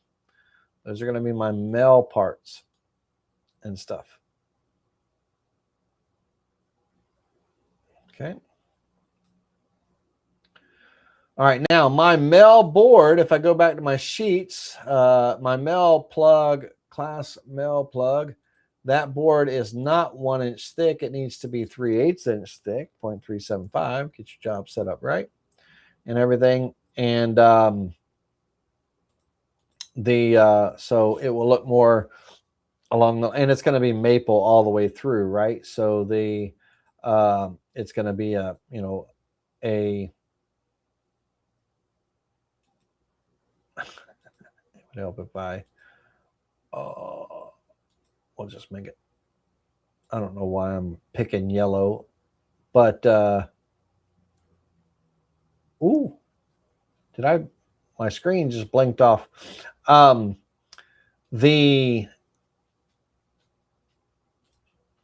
don't know. I'm not going to waste time trying to make a little maple board looking thing, but it's going to be all maple, right? And everything. All right, give me 1 second, ladies and gentlemen. I got a 4-legged child that needs to go out. She and if I don't, she'll let me know. She'll start barking. So give me 1 second. Come on.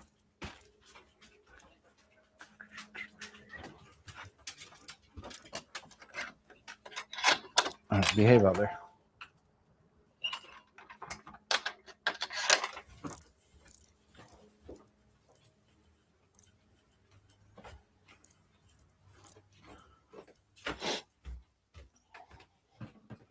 All right, sorry about that interruption.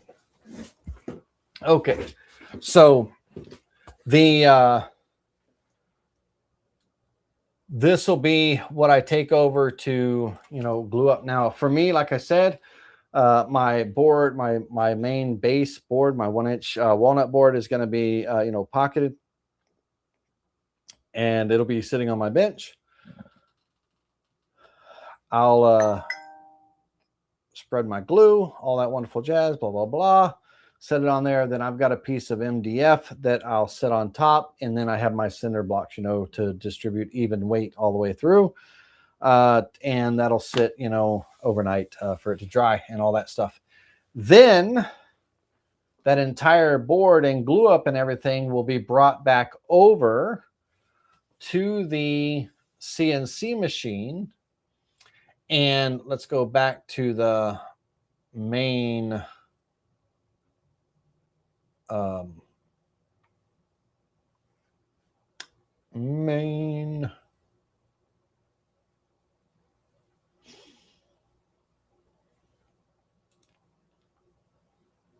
me see here. Am I losing my mind?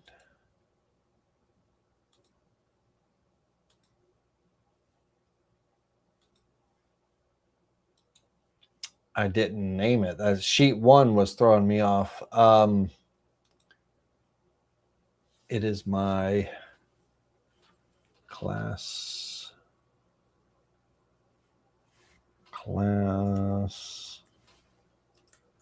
main board. I named the layer, but I didn't name the board, and it was throwing me out. I was like, where'd it go? On my main board here, let me go back to the main board here. There we go. On the main board, that's going to be, you know, sitting on the table, and I'm going to have my boundary. Let me turn on the boundary.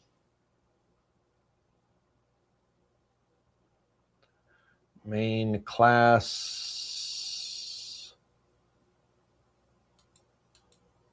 Bear with me.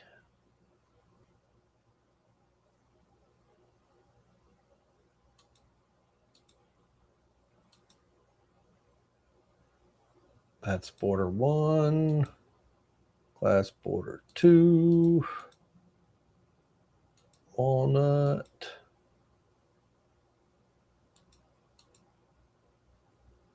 All right, hang tight. Got to find what layer my main boundary's on.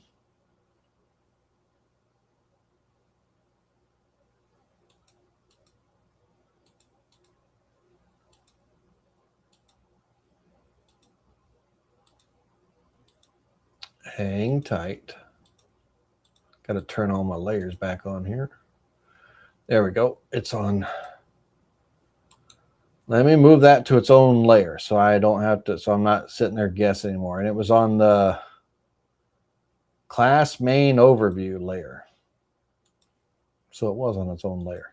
I just don't know why I wasn't seeing it. So let me turn all this back off. I got my original drawings in here, and then I have the class drawings that we're dealing with tonight. But on my class main overview, this vector here, this is going to be my main vector that I'm going to kind of run a, you know, I'm going to run a surface cut, right, you know, to mill away this excess and all. But the trick of it is the top of my material is going to be 0, and my cut depth is going to be 0. And what you're going to do is imagine, if you will, let me draw this out. Imagine, if you will, that this rectangle that I'm drawing on the screen is our table. And let's say that we have a waste board on our CNC table, and our project board is clamped on top of that. Now, on our project board, we're going to have kind of a small board here, and imagine our parts are kind of glued into each other in here, but there's what's called a surface gap in between, right? So that's that blade area that I said, you know, if you're using a blade and stuff, there's a surface gap kind of all the way around when these parts are in. Well, the router bit, let's pretend that this is kind of my surfacing bit here, if you will.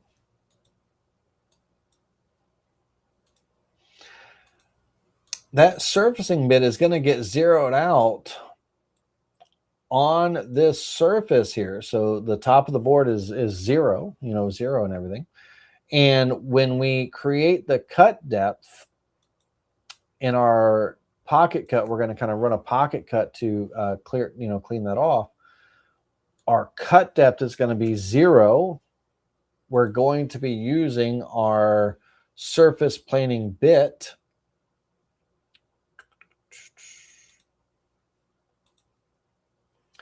And the thing of it is that the CNC, when we zero out the Z on our material surface, we're then going to tell the CNC to move up a few thousandths of an inch, whatever you want, 0.002, 0.003. Don't make it too thick because you got to sand finish it all. But, you know, just a few thousandths above 0, you're going to tell the CNC to move up to that. And when it moves up, you're going to re-zero out your Z. So that little gap, when you're going to be now set, that Z is going to be set to 0 here. So that way, when it runs this 0 cut toolpath, it's cutting to there, and it's going to mill everything off, leaving that little remainder, that little few thousandths and everything for you to sand finish. Either run through your drum sander, hand sand, whatever it is, but you're not skimming. You're not literally skimming on top of your board. You're just a few thousandths above it. So it's milling away that waste and everything. Now, here's the kicker, ladies and gentlemen. This here is the project boards up here. And if you have this, you know, starting at 0, cutting to 0, that bit, whatever it is kind of, you know, it's plunging down and, you know, removing all this material. And depending on how thick your material is and all, it might not be the ideal type of cut and everything. Okay. So technically, think of this here as your waste board. Okay, the surface of your actual checkerboard as the waste board, right? The machine bed. Think of it like that, if you will. And this plug that's glued into it and sticking up is your material. All right. On your sheet that you're gonna create your own custom sheet. This way it takes it in steps or passes instead of one cut. And you can do it in one cut, but it just depends on how thick your plug is, man. You don't want the bit kind of running, you know, coming into the side.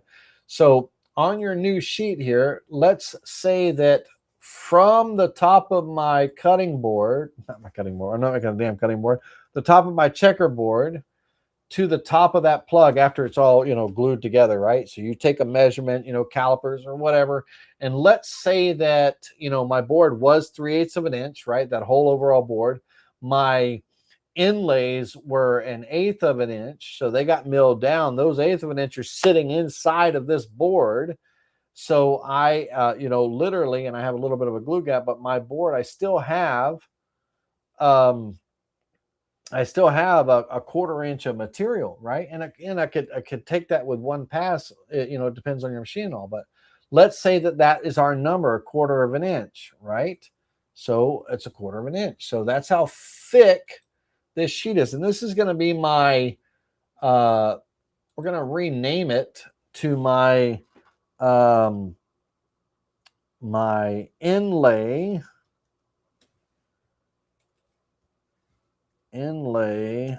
glue up surfacing, whatever. I don't care, whatever you want to name it to, but we'll just call it that for right now. And the board is going to be that 18 by 18. We'll draw the vector for the pocket in just a minute. But the thickness is going to be that 0.25, okay? And we're going to be referencing off the machine bed. Not really. It's going to be the top of the checkerboard that we're referencing off of. The top of the checkerboard in this scenario is the machine bed in this case. We're going to reference off the machine bed, and that's going to be our setup. And then the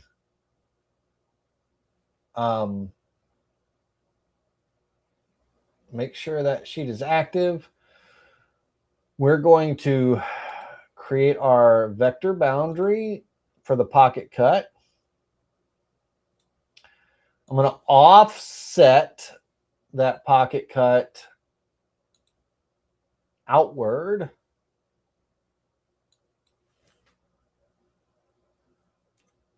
So that way it cleans up all the edges too. So 1/16 of an inch.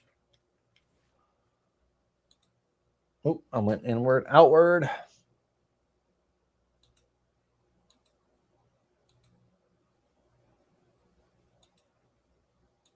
Okay. And that's going to be the vector for this toolpath, this pocket toolpath. Again, I'm starting at 0. I'm cutting 0. You know, I'm cutting down 1/4 of an inch deep to, you know, I'm cutting down to the wasteboard. So the it's important that the number here matches whatever your job is set up for. So that 1/4 of an inch, if it's 1/4 inch, it's 1/4 inch. So this is how far you're cutting down. And basically think of it like you're cutting through your material to the wasteboard, to the machine bed, right? We're technically milling down to that machine bed. But what the software doesn't know here, what Vectric doesn't even give a crap about, is at the CNC, when we touch off and zero out on our checkerboard, we're going to raise it up a few thousandths of an inch, and we're going to zero that out again, and that's going to be 0. So when it cuts down from 1/4 inch down to 0, it's going to cut to that 2/1000ths of an inch above the material. So this number right here has to be the same as whatever you set your little sheet up to for this surfacing. So I'm using my end mill and everything, and we're going to calculate that.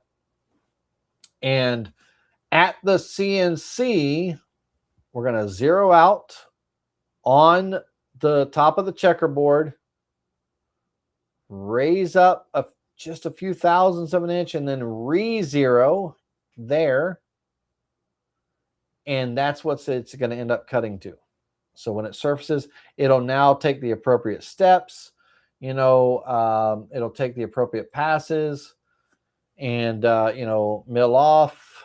But when it finishes the cut, it's going to be literally that few thousandths of an inch above the checkerboard, right? It's not going down to the surface. Are y'all with me? If you're with me and you understand what I just said, I need a thumbs up, because this is very important. A lot of people get confused on this. So we have a glue up of our 1-inch checkerboard with a maple glue up inside of it right now that happens to start off at 3/8 of an inch thick. There's 1/8 of an inch of it buried into our board, leaving 1/4 of an inch. And that number is kind of irrelevant at this point, but let's call it 1/4 of an inch. That is going to be the, you know, top of our board, and the checkerboard is our wasteboard, our machine bed in this scenario. And we zero out, set the job up to, you know, zero out the Z on the machine bed. We zero it on the machine bed, raise up a few thousandths, and re-zero. So that's going to be 0. And we tell this to cut all the way through the thickness of our material, which is that 1/4 of an inch. And it cuts down to 0. It'll still be that few inches, that thousandths of an inch or whatever, few thousandths of an inch above our board. It's not going to cut all the way down. So I need to know that you understand exactly what I'm explaining, because it sounds convoluted and confusing, but it's really not. It's really not. We're setting up a surface board to cut our waste away for that inlay, you know, waste away. and we're cutting down to a few thousandths above the actual checkerboard. We're not coming all the way down to the surface. So it's its own little sheet. That sheet is set up to zero out on the machine bed. The thickness of that sheet is whatever, when you after your glue up is done, measure from the surface of the checkerboard to the top of that damn little glue up. Whatever that number is, that's your number. Okay. All right. That's your number. That's how thick it is. So this toolpath is kind of like, it's not going to be created right out of the gate. This is kind of like after the glue up is done, I need to create my little surfacing toolpath. I need to know how much, I'm going to do. Now, if I had an aggressive machine and I was using an end mill that has some kind of side cut to it, and I could literally take a 1/4 inch deep cut all in one pass and all that stuff, and go that route, I might not have to do this. I could just, create a pocket toolpath, touching off on the top of the material. I could take a pocket toolpath with a cut depth of zero out on the checkerboard and just take it all in one pass and all. That is doable, but this would be a more sustainable way to set up your, anytime you're milling off the surface of your cutting boards and all. Not just, it's not always cutting boards. Anytime you're surfacing off your inlay waste, this would be, a doable setup.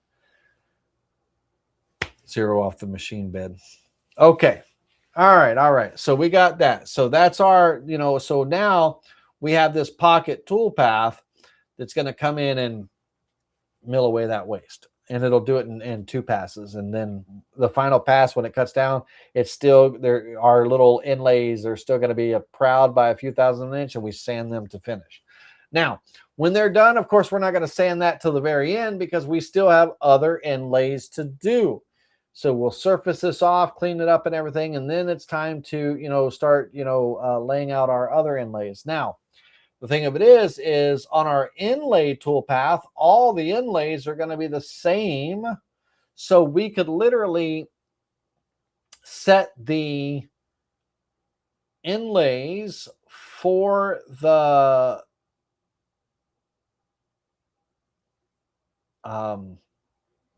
text and borders and everything to be in the same project. If it was one full 18 sheet that we're doing, we could do all of them at the same time. I prefer to do them separately. That's what I'm teaching you here tonight, is separate. So we're going to go back to our sheets here. Let's close this, uncheck that, go back to our main board here. Now, I want to create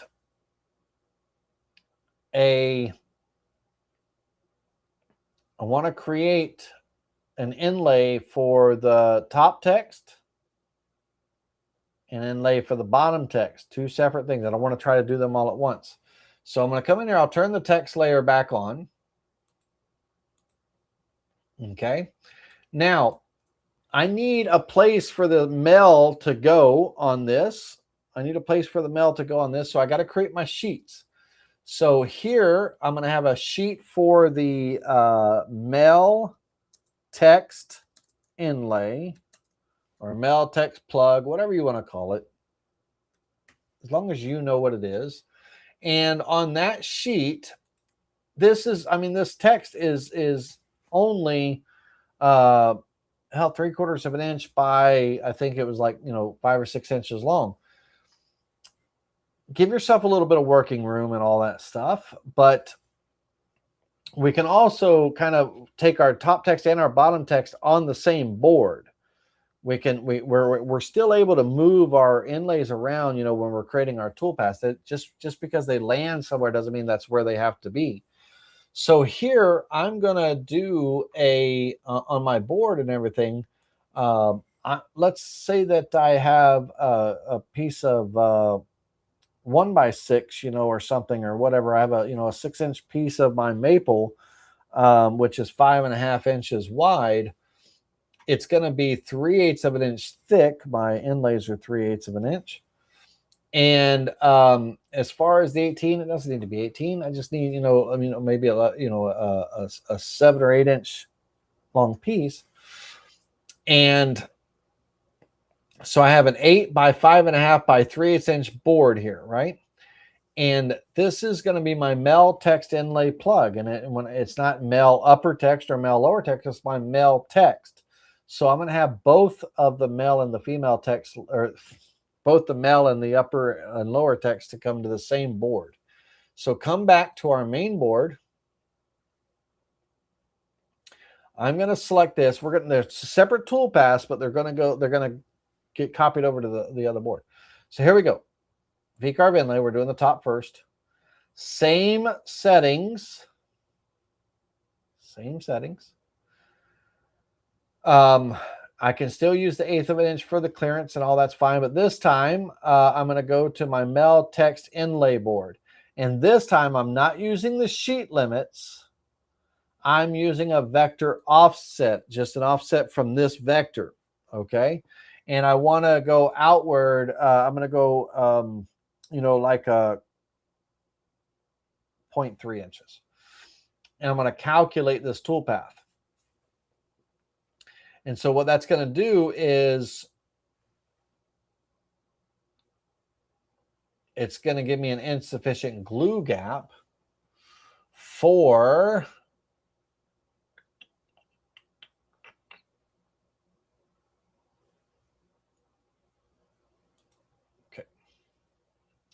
the following tool produce. So my 1/8 inch bit is not going to be able to do anything for this. So that's what it's saying.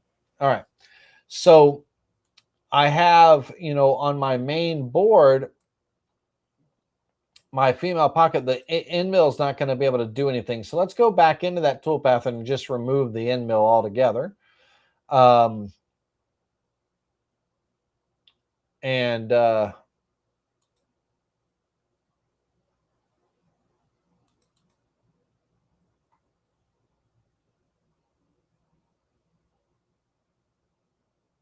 Give me just a second.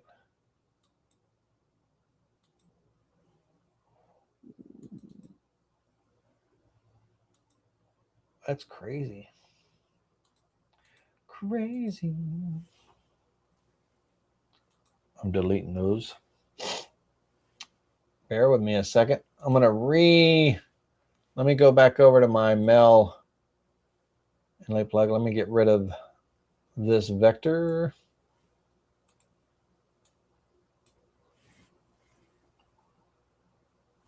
All right. So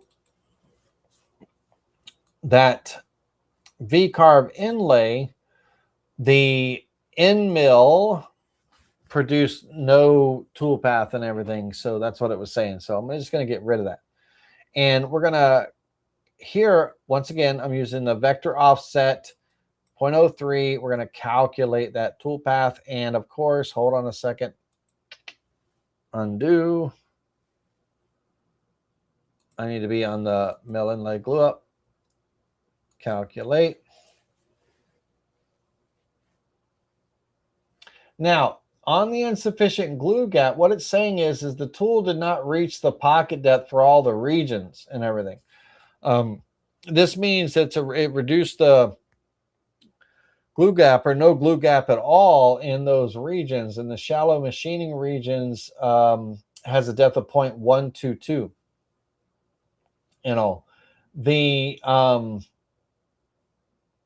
The glue gap, the 0.036 glue gap, is smaller than my 0.039 here. And the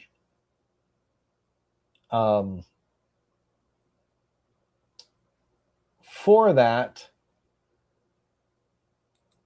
it's just letting me know that because it's not machining all the way to my set glue gap of 0.039, it's going like kind of 0.036. It's just saying it's warning me. It's letting me know that it's not as thick as what I so it's less than 1 millimeter. So I might want to go, increase the glue gap just a little bit. or something. But if we preview that inlay and everything, oh, that's pixelated. Hold on a second. Oh.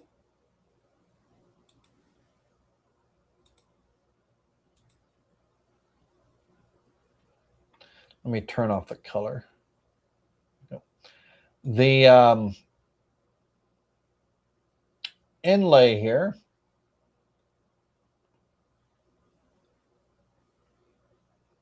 nice depth and everything to it. That's the mill. And then on the board right here, this I'm gonna move up here because the next one's gonna land down here too. But I'm gonna move that up here. And now I can come back to family game night.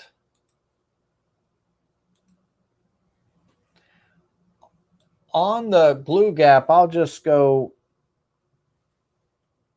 0.04. We'll just increase it a little bit. No end mill. Mill text inlay, very important. 0.3 vector offset. Calculate.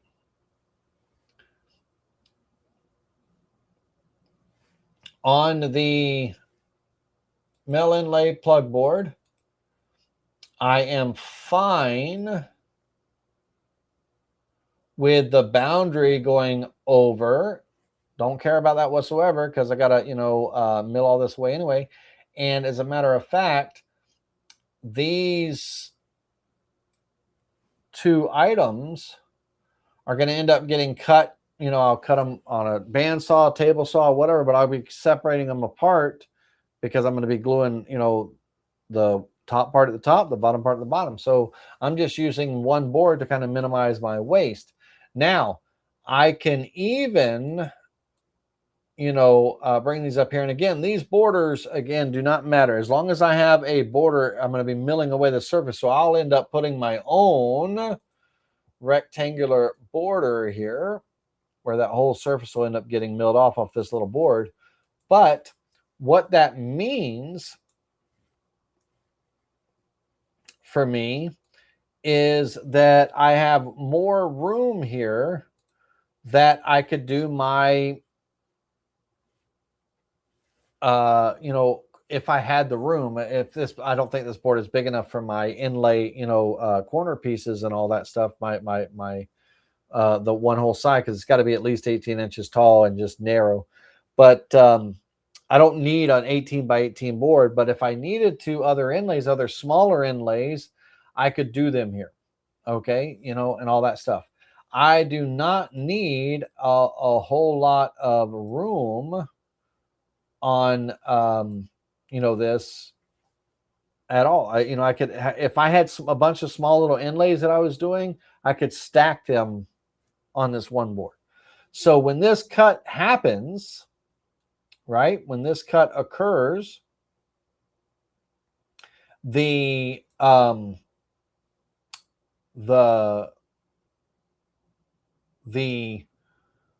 plug here is going to be, how many plugs do I got going on here? I've got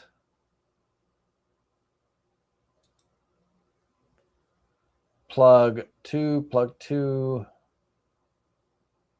That was from the other day. So this one and this one. Okay, so these two need to go away. Let me delete them. Delete visible. All right, so I've got this toolpath, which is that text and that toolpath. When I open this up, it's going to be on with this vector as the boundary here. And I can actually, they're both identical.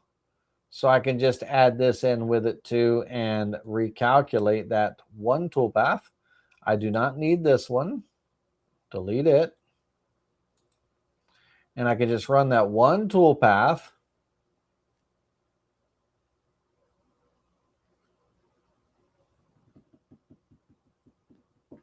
And I should have added an end mill in that case, because an end mill would have fit in this situation. Right now, the V-bit is doing all the work, right? Don't want the V-bit doing all the work. So let me hit stop real quick. Let me come back in here. Let's put that end mill back in there.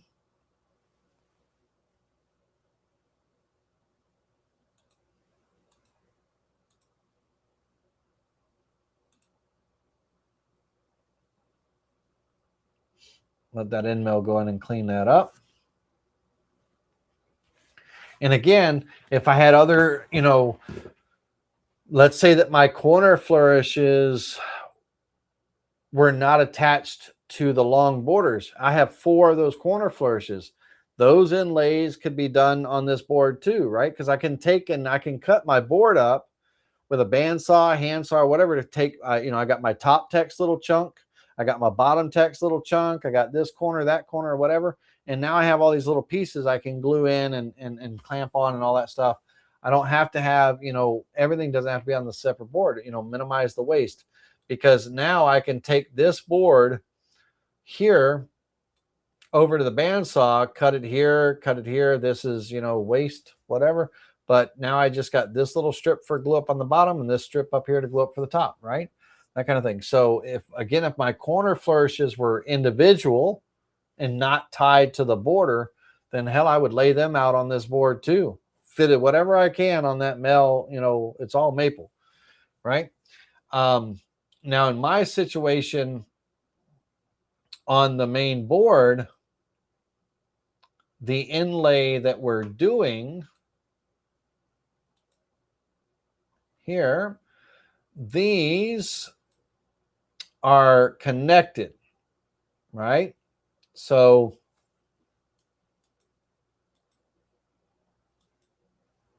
here to here. And that is about 5/8 inches wide by, let's say, 18, right?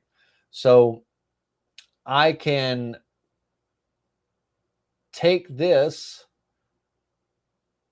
and put it on a 6-inch board by 20 inches long, and I could stack them. They're like this. So let me get myself up here really quickly. Where am I? So this is border 1. So this is that corner, you know, it comes here, down, and over. This is the other border on this side.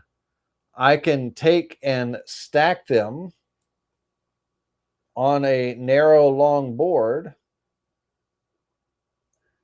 have it all cut, and then I could just cut it out and then separate them and glue them on each side, right? I can minimize my waste. And we're going to do that right now just so you can see. I'm not just going to virtually just show my hands and like leave you hanging like that. But we're going to do that here. So the next board that I'm going to be creating is my mel border plug. And that board is going to be, it can be, my inlay is 5 5/8. So I can go, let's say 7 1/4, like a 1x8 piece or something like that. So 7 1/4, and then I can have that. Let's go 21 inches by 3/8. We'll do that. And then come back here, select this.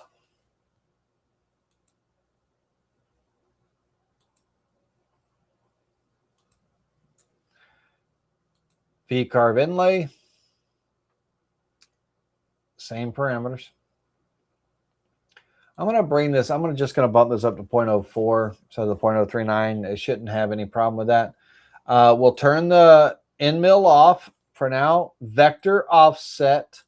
We'll do a boundary offset of, again, it doesn't really matter because it's going to get removed. but 0.25, but we want to land on the male border plug. Calculate. Oh, I got two open vectors. Hold on a second. Let's fix that before we. There we go. I had two open vectors for some odd reason.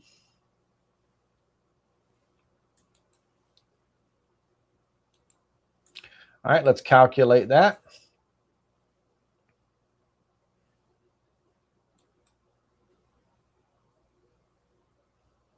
Okay. And so on the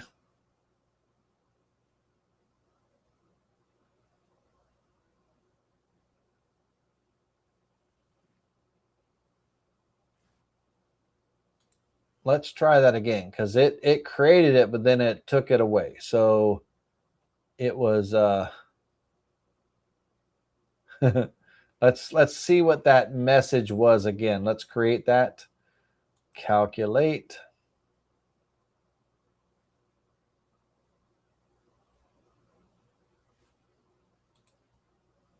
There we go.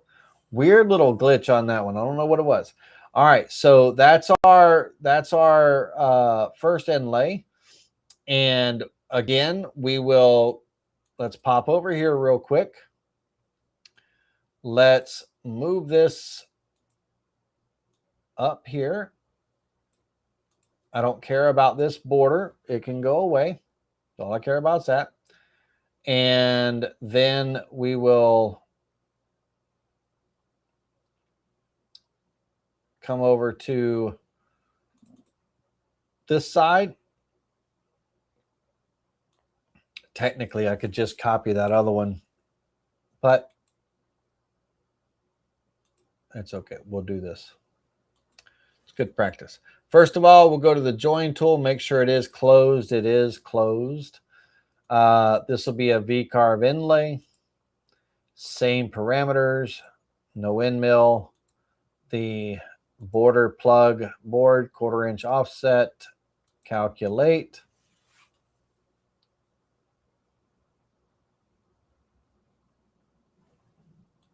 Okay, come back up here. Again, that outside border we don't need. The mirrored part we do. So we'll bump that over here a little bit. Bump this over here.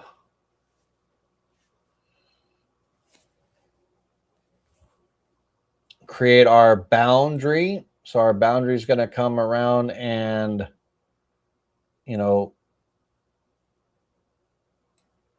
clean up the, the edges.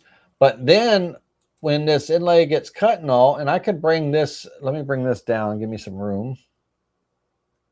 And over. When I come in, I'll take my bandsaw and kind of, cut this out. So I have two halves that I'll be able to, use for glue up and all that stuff, right? But I'm just doing it out of one board.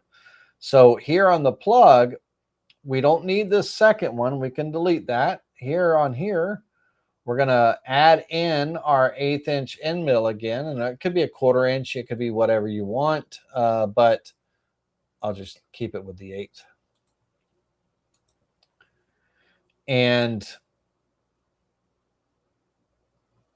we'll select all of this and calculate it.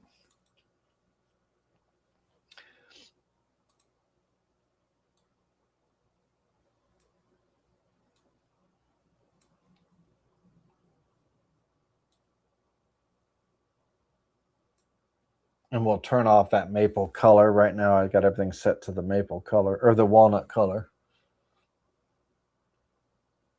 But the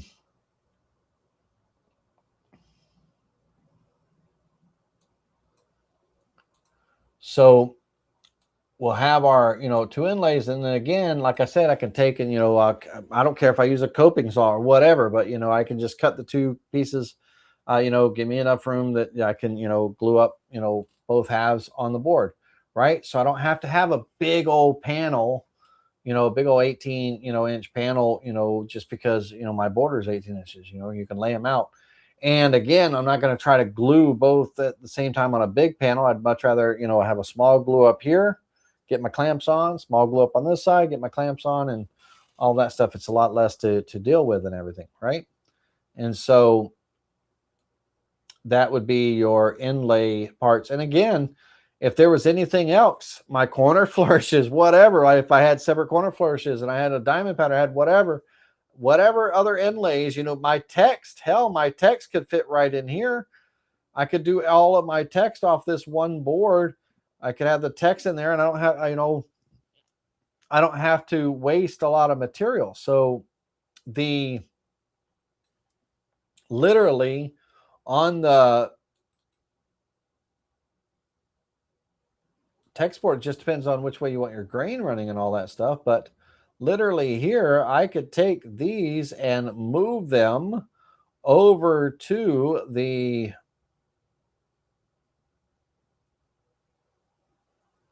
what board is that called? Mel, move to sheet, Mel border plug. Come back over here.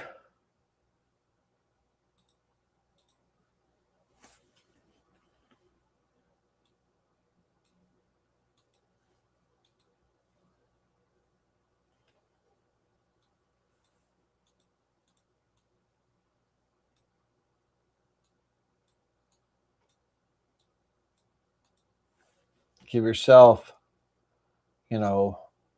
imagine how much room you need, have enough border around everything. Come back in here, add those two to the mix, calculate, reset the preview. Let's turn down the preview simulation quality to make it a little bit faster. Preview the visible toolpath. And so now again, cut out everything. There's 4 individual pieces here that'll get cut out. And I go glue them in, right? So whatever it takes, okay? You don't have to have just everything doesn't have to be on its own separate board. Okay, so that would be my parts for my Mel inlays. And so I'll take a blade and come in here and cut these out, cut that out, cut that out, cut this out, and ready to go. Okay, so let's save that. Now, I'm trying to get through this for, so we can cover everything for class and all, but what's important, the most important thing is that I said, I'm using the 1/8 inch end mill and all. Well, a 1/4 inch end mill will clear out this flat area a lot quicker. And an 1/8 inch end mill, yeah, we can add that into the mix as well too, to kind of touch up and get closer. And also the V-bit doesn't have to do a whole lot of work, whatever the situation calls for. But time balances, time is money and all, and it balances and all that stuff. So we got to think about that. So is everybody with me up to this point? I haven't put y'all to sleep yet, have I? My God. I don't know if I'll ever be able to get under a 90-minute class with all the talking that I do. Okay. So that is our inlay parts. Wonderful. All right. So we have our checkers inlays. Those boards are done. The text and the borders, that's all done. So it all comes down to just glue up and done. Now there's one very important board that we're missing. So we're going to add one more sheet. This is the last one. This is our, maybe 2 more sheets. There'll be a walnut and a maple, but this is our actual checkers, right? The checkers and everything. And we are going to have, there's going to be 16 of each. So make a couple of extras and all. So let's say 20 of each. And am I saying that right? It is 2 rows, right? Checkers. I haven't played checkers in so long. But it, you know, it's 8 and 8. But it's 2 rows. We don't have 3 rows when we play checkers. It's 2 rows of 2 rows. Like chess, it's 2 rows, right? Give me a thumbs up if it's 2 rows. So that's 16 parts. Let's make 20 and all that stuff. But on our board, again, we can do, you know, that we can stick to the 7 1/4 type, and we can have one out of maple, one out of walnut, whatever. But on our checker pieces, they can, you know, be as thick as you want. 3/8 or a half would be what I would recommend. Probably 3/8.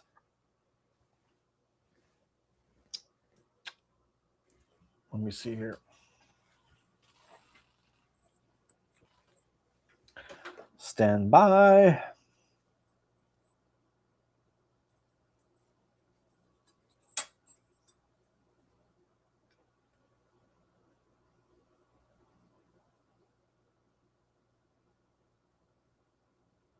Yeah, 3/8 would be a good thick checker. Okay. Now, very important. Our squares are going to be 1 3/4 inches. Okay. Our circles, our checkers are 1 3/4. Our squares are 2 by 2. 1 inch, 1 1/2, 1 1/4 would be, you know, look too small. We'd have too much empty space on the square. And it looks a little empty, you know, and everything. 1.9, you know, would be too big, you know, not enough room on that 2 by 2 square. So 1 3/4 is the ideal checker. When it's sitting on that square, it's just a nice reveal all the way around on that square and everything. So 1 3/4 is going to be our circle size. And we're going to have on those, we're going to have 20 each, right? So let's do 2 columns.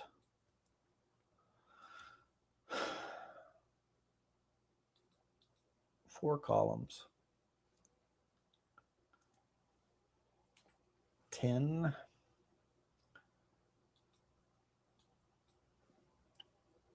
2 columns, not 4. We're going to have walnut. We're going to have maple. So this will be our walnut board. Let's pretend a gap in between. We can do a gap, and we can do a I don't know, 3/16 is fine.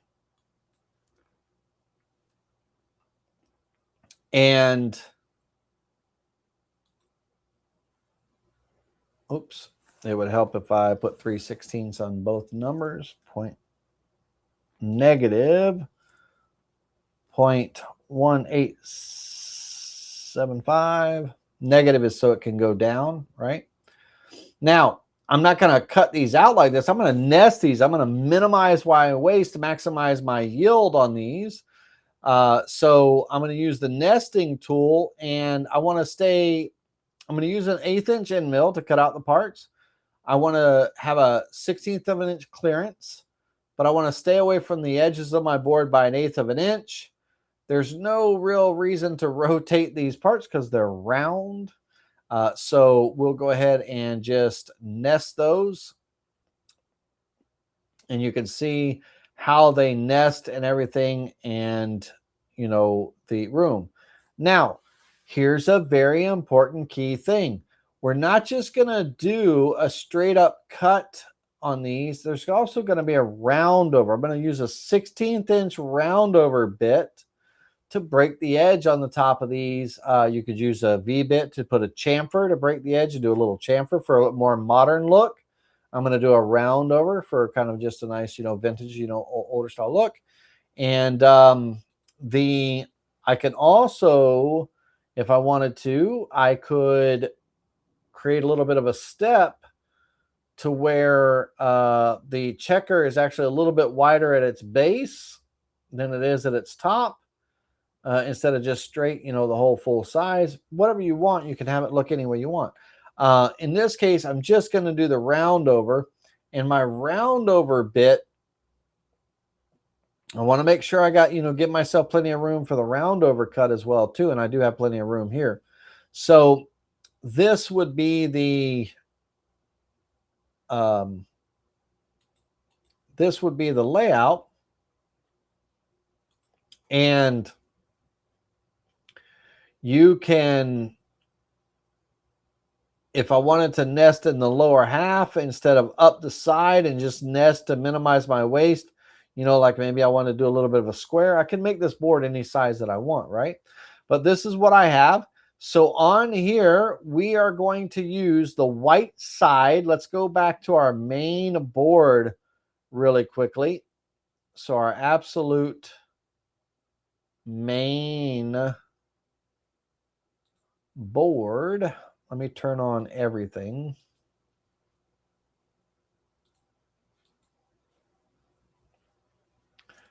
And let me see if y'all can see that. But the one more, hold on, I got to turn on my vector there. Let me make it active so we can see it. Okay. Our little router bit is going to be the Amana. And on the Amana router bit, it is the 51642 16th inch round over. 51642 is the tool number for the Amana 16th inch round over, and that bit looks like this. Okay. That little guy right there, 16th inch round over, 9/64 diameter. And it's also a bead bit too, but it's a 16th inch round over, plungeable round over for the CNC. And so it's the 51642 that we're using. And it's literally, it's a 16th inch radius. It's got from the edge of the round over to the edge of the cutter, it's got an offset of 0.0585. Okay. And from the top of the bit down to the bottom of the bit is a 16th of an inch. So when we use this bit, here, the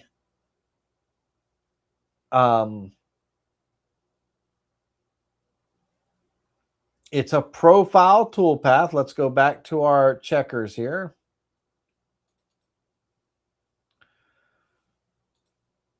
I've already got the round over bit added in, and Amana provides, tools today. They provide a DXF drawing that you can import in to add that tool to your tool database as a form tool and everything.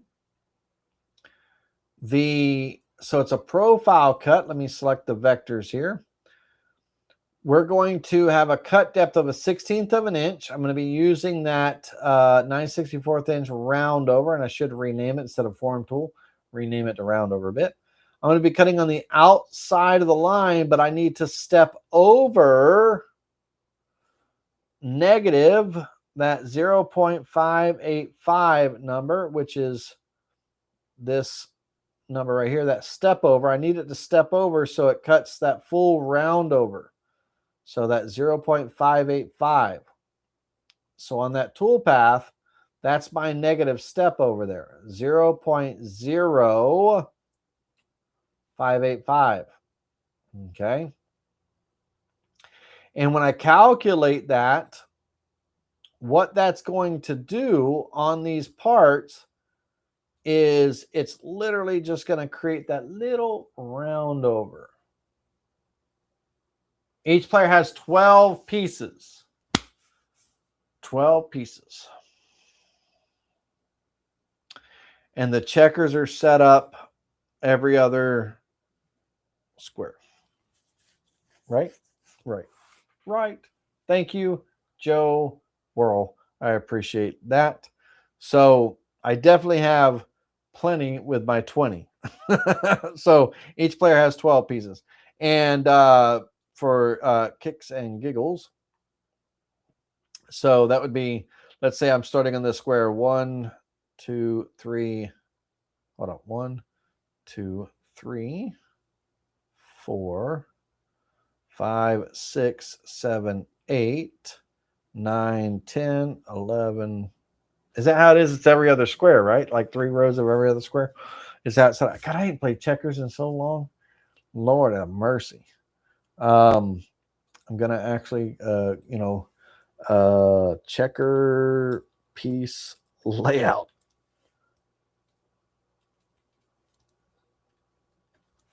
Let me see here. Yeah. All right. Yep. So every other square. There we go. And they do it opposite. Okay. Cool beans. All right. So that is, yeah, there's 12 pieces for each player. So I would probably make a couple extra, right? And all that wonderful stuff. Thanks, Joe. I appreciate that information. So make a few extras for your extra. All right. Now, let me get back to my board here. That little 16th of an inch, all it did was break the edge. That's it. Just broke the edge and everything. And then we have our profile cut,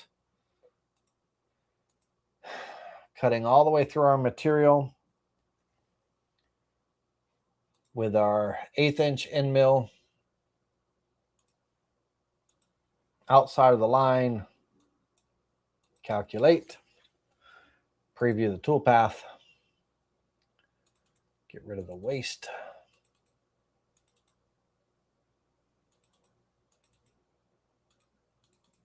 So you can see the pieces. You get the idea. I don't need to get rid of all the waste, but it just softens up that edge. Now, do you want something decorative on the chess pieces, the checker pieces? Now, some checker pieces and stuff, when you're looking at them, like this, some of them have a little circular cut into them. Some of them have, these little circular cuts into them. Some of them have stars. We saw one just now with the star in the middle. This part here, they have like a little star and crowns, right? Kind of thing. It could be your own little logo. It could be a little farmhouse. It could be little cows, little chickens, little pieces of corn, right? It's a farmhouse checkerboard, right? So give it a little bit of a country style to it, it could be little cows, little chicken heads or something, on there. Whatever you want, right? Whatever you wanted. And all that fun stuff. And all that jazz. So you could decorate it up. It doesn't have to be just a plain old round disc, but you get the idea. And so I honestly, that little 51642, a mana 51642 is available on Amazon. It's like $3 cheaper on Amazon, or you can go to Tools Today, whatever.com. I think that's a great tool for any type of small little roundover, just to break the edges on projects. It's a great tool. It's a great tool for if you're doing a project with Aura Mask and you want to kind of break the edge, nice clean cut on your Aura Mask on your roundover and stuff. It's a good little tool for that too, to give you a nice clean edge, without tearing up everything. But anyhow, just a nice little soft roundover. Now it is a beating bit technically. It is a beating bit technically. So it could be used on the inside of this checker to create a little bead in the circle. What do I mean by that? Well, if I had, let's say that I take these circles and offset them inward, and I offset them inward at least larger than 9/64, right? So let's go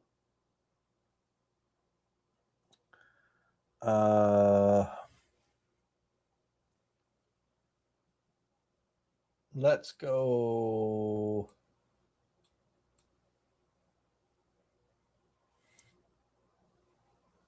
a 1/4 of an inch. Or hell, let's go 0.3. 0.3 inches. Right? Create that offset in there. Okay. First of all, let's undo that. Let's do that one more time, but this time select new. That way it selects them. And then I could literally come in here and I could do a profile cut, a 1/16 of an inch deep, with that round over. Not that one. That one. On the line. No step over required on this in this situation. Calculate. Preview the visible toolpath. And it would create that little bead effect. Nice little round over there. Right? With the 1 bit. Okay? So that's your little checkers.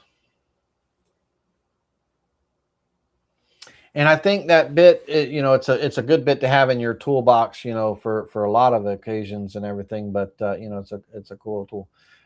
If I wanted to,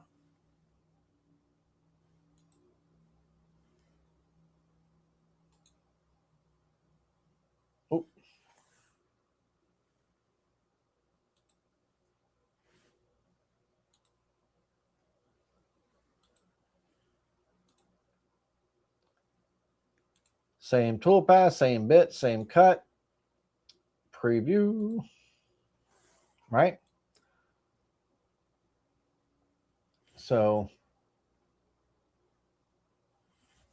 whatever you want to do. It's all you, boo boo. Okay.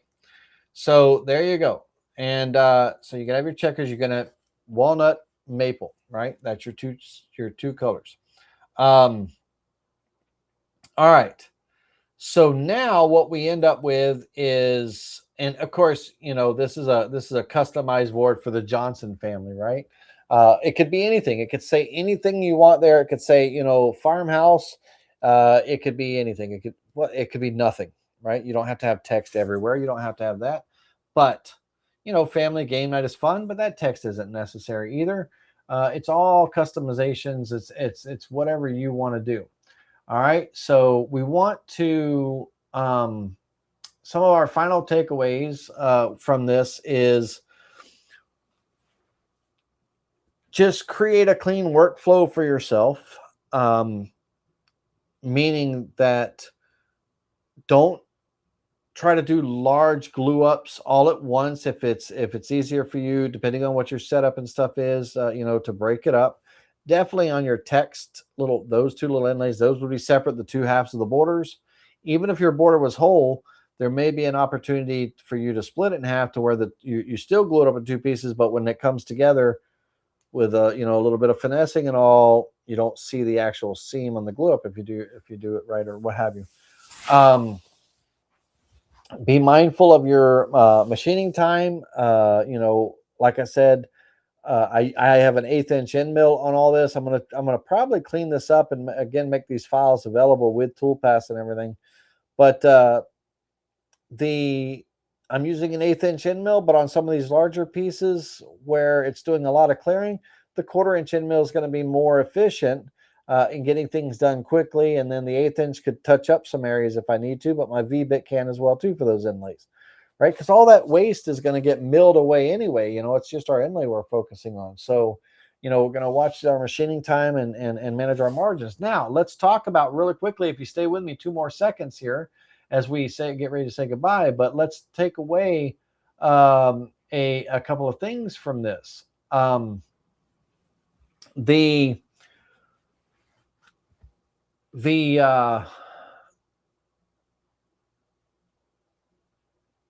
premium upgrades for this board,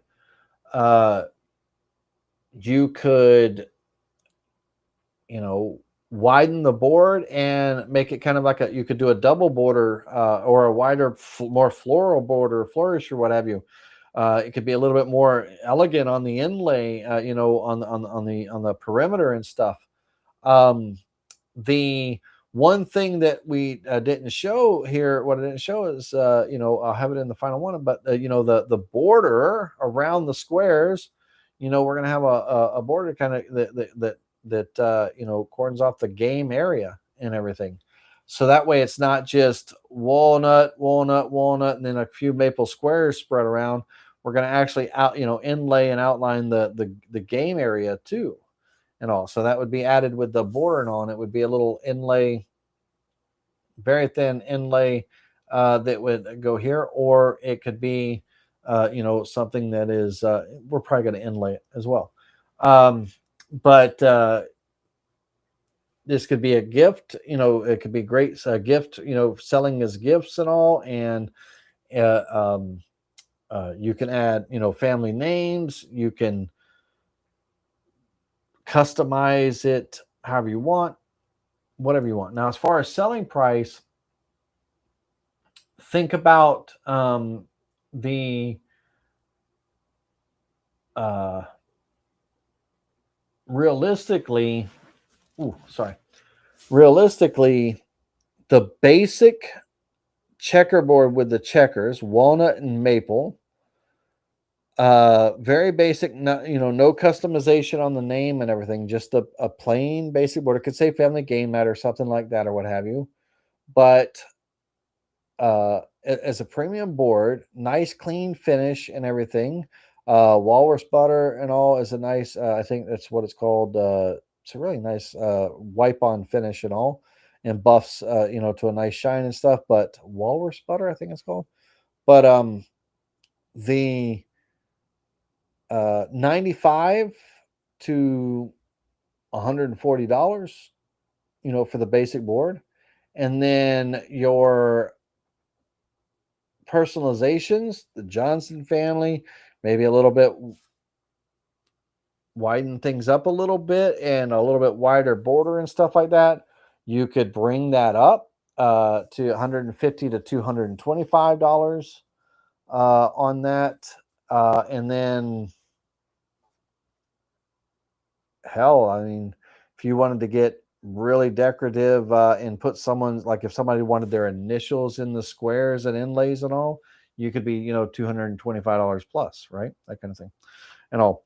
And the but this, you know, here now, the other night I did with the class, the exclusive members, I did a tic-tac-toe board that, let me see if I can pull up a picture of that.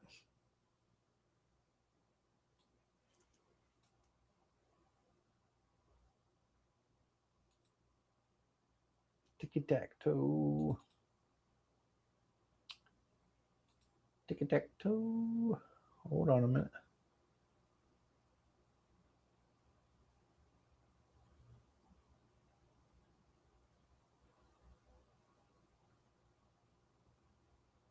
Why does everything always go missing? Where are you at?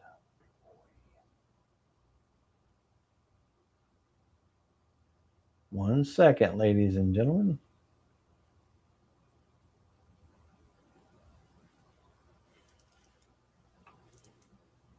Am I? Give me just a second, ladies and gentlemen. The farmhouse.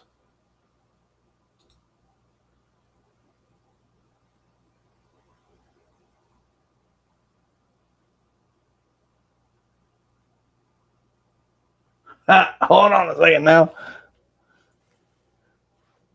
There it is. Lord have mercy. So a little, you know, farmhouse tic-tac-toe board, $20 to $60 and everything. And it's something you could batch out in an hour easily and stuff and sell. You know, you could do a little bundle of, you know, your checkerboard and a little, you know, family tic-tac-toe travel board or something. And it's a box, you know, the lid slides open, dovetail lid and all that stuff. But this is a Spindle TV exclusive members class. So if you want to see that class or learn about that project or, you know, files for that and everything, think about, maybe consider joining as a member and all that wonderful jazz. Okay, so let's go back here. All right, ladies and gentlemen, I want to appreciate you. I appreciate you sticking with me this long. The project is a fun one. Think about your arrays: maple squares, walnut squares. The maple squares are what we're inlaying, right? But think about that.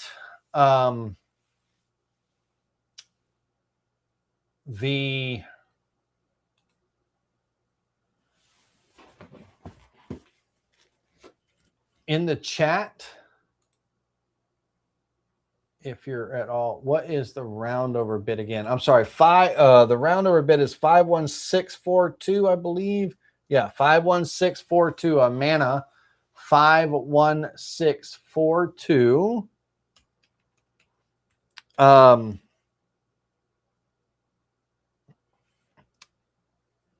51642 on either toolstoday.com or Amazon. And ladies and gentlemen, APS, give me a second here.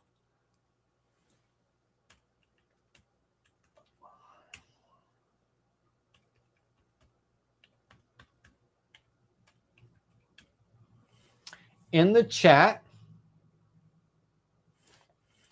I am going to give you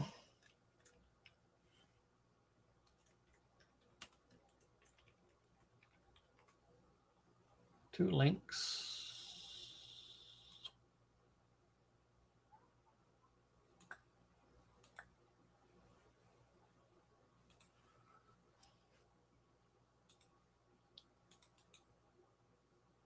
Now, one is an Amazon link. The other is my direct bookstore. Keep in mind, if you are interested in, you know, learning about CNC systems, sustainable profit, creating, you know, structure in your, you know, your thinking, your toolpath strategies, and your just shop environment and stuff, pricing. The book is very useful for that, but also something coming in the very future, very, very near future. If you have grandchildren, if you are grandparents, or if you're parents and you got newborn children or something like that, I would like to let you know that here in the very, very, very near future, give me just a second, I'll show you a picture of it. I'm super proud of it. But I have as you may know, I have a grandchild, and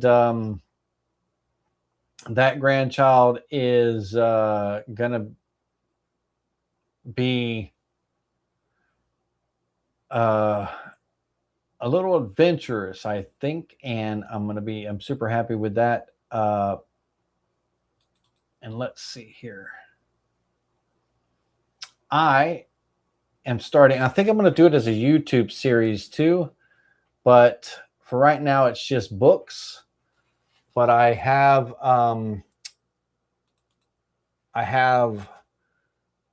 some children's books that I've written and created, and I put a lot of effort into them. So Bo and the Jungle Adventures. Now with this, Bo meets some very cool characters such as Pico the parrot, Milo the monkey, Jerry the giraffe, and he gets to learn about some of the adventures in the jungles and everything. These characters are actually they are actually going to be Pixar style characters and everything. So give you an example. This is Bo, and Jade, my dog Lainey, right? That's our little Pixar character. There's Izzy, and then the little troublemaker Olive and everything. So these, are you not seeing? Nobody's seeing any of that stuff. Are you not seeing any of that? Why is that not showing up?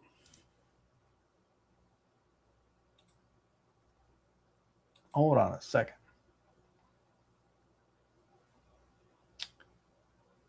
You're seeing me, and you're not seeing the cool stuff. So there's that's Milo and Lainey there. That's Izzy. There's Lainey again.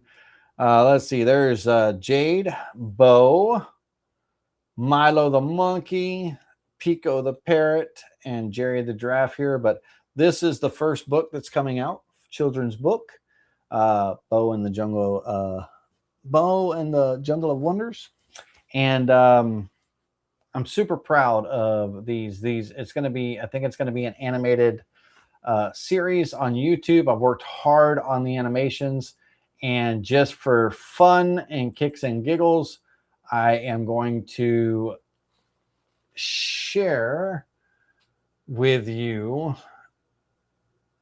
very, very quickly. Very, very quickly.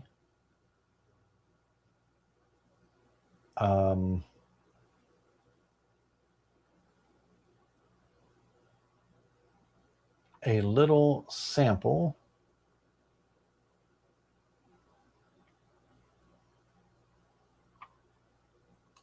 Let's see here, MP4. Here, this is an 8-second little clip. So, but this is kind of give you a general idea of the animation. Whoop. Let's see if we can back this up. Let me make sure you're seeing it before I play it and all that stuff. But so I think it's going to be a YouTube series first. So working really hard on those animations and everything. And the books will be out. So if you have grandchildren, right? Or if you got, these are great grandparents, grandpa storybooks and everything. And on the last note, I gotta show you this here. Hold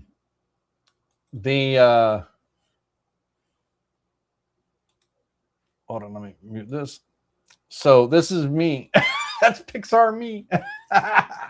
So good stuff. Let's see. Don't I look handsome?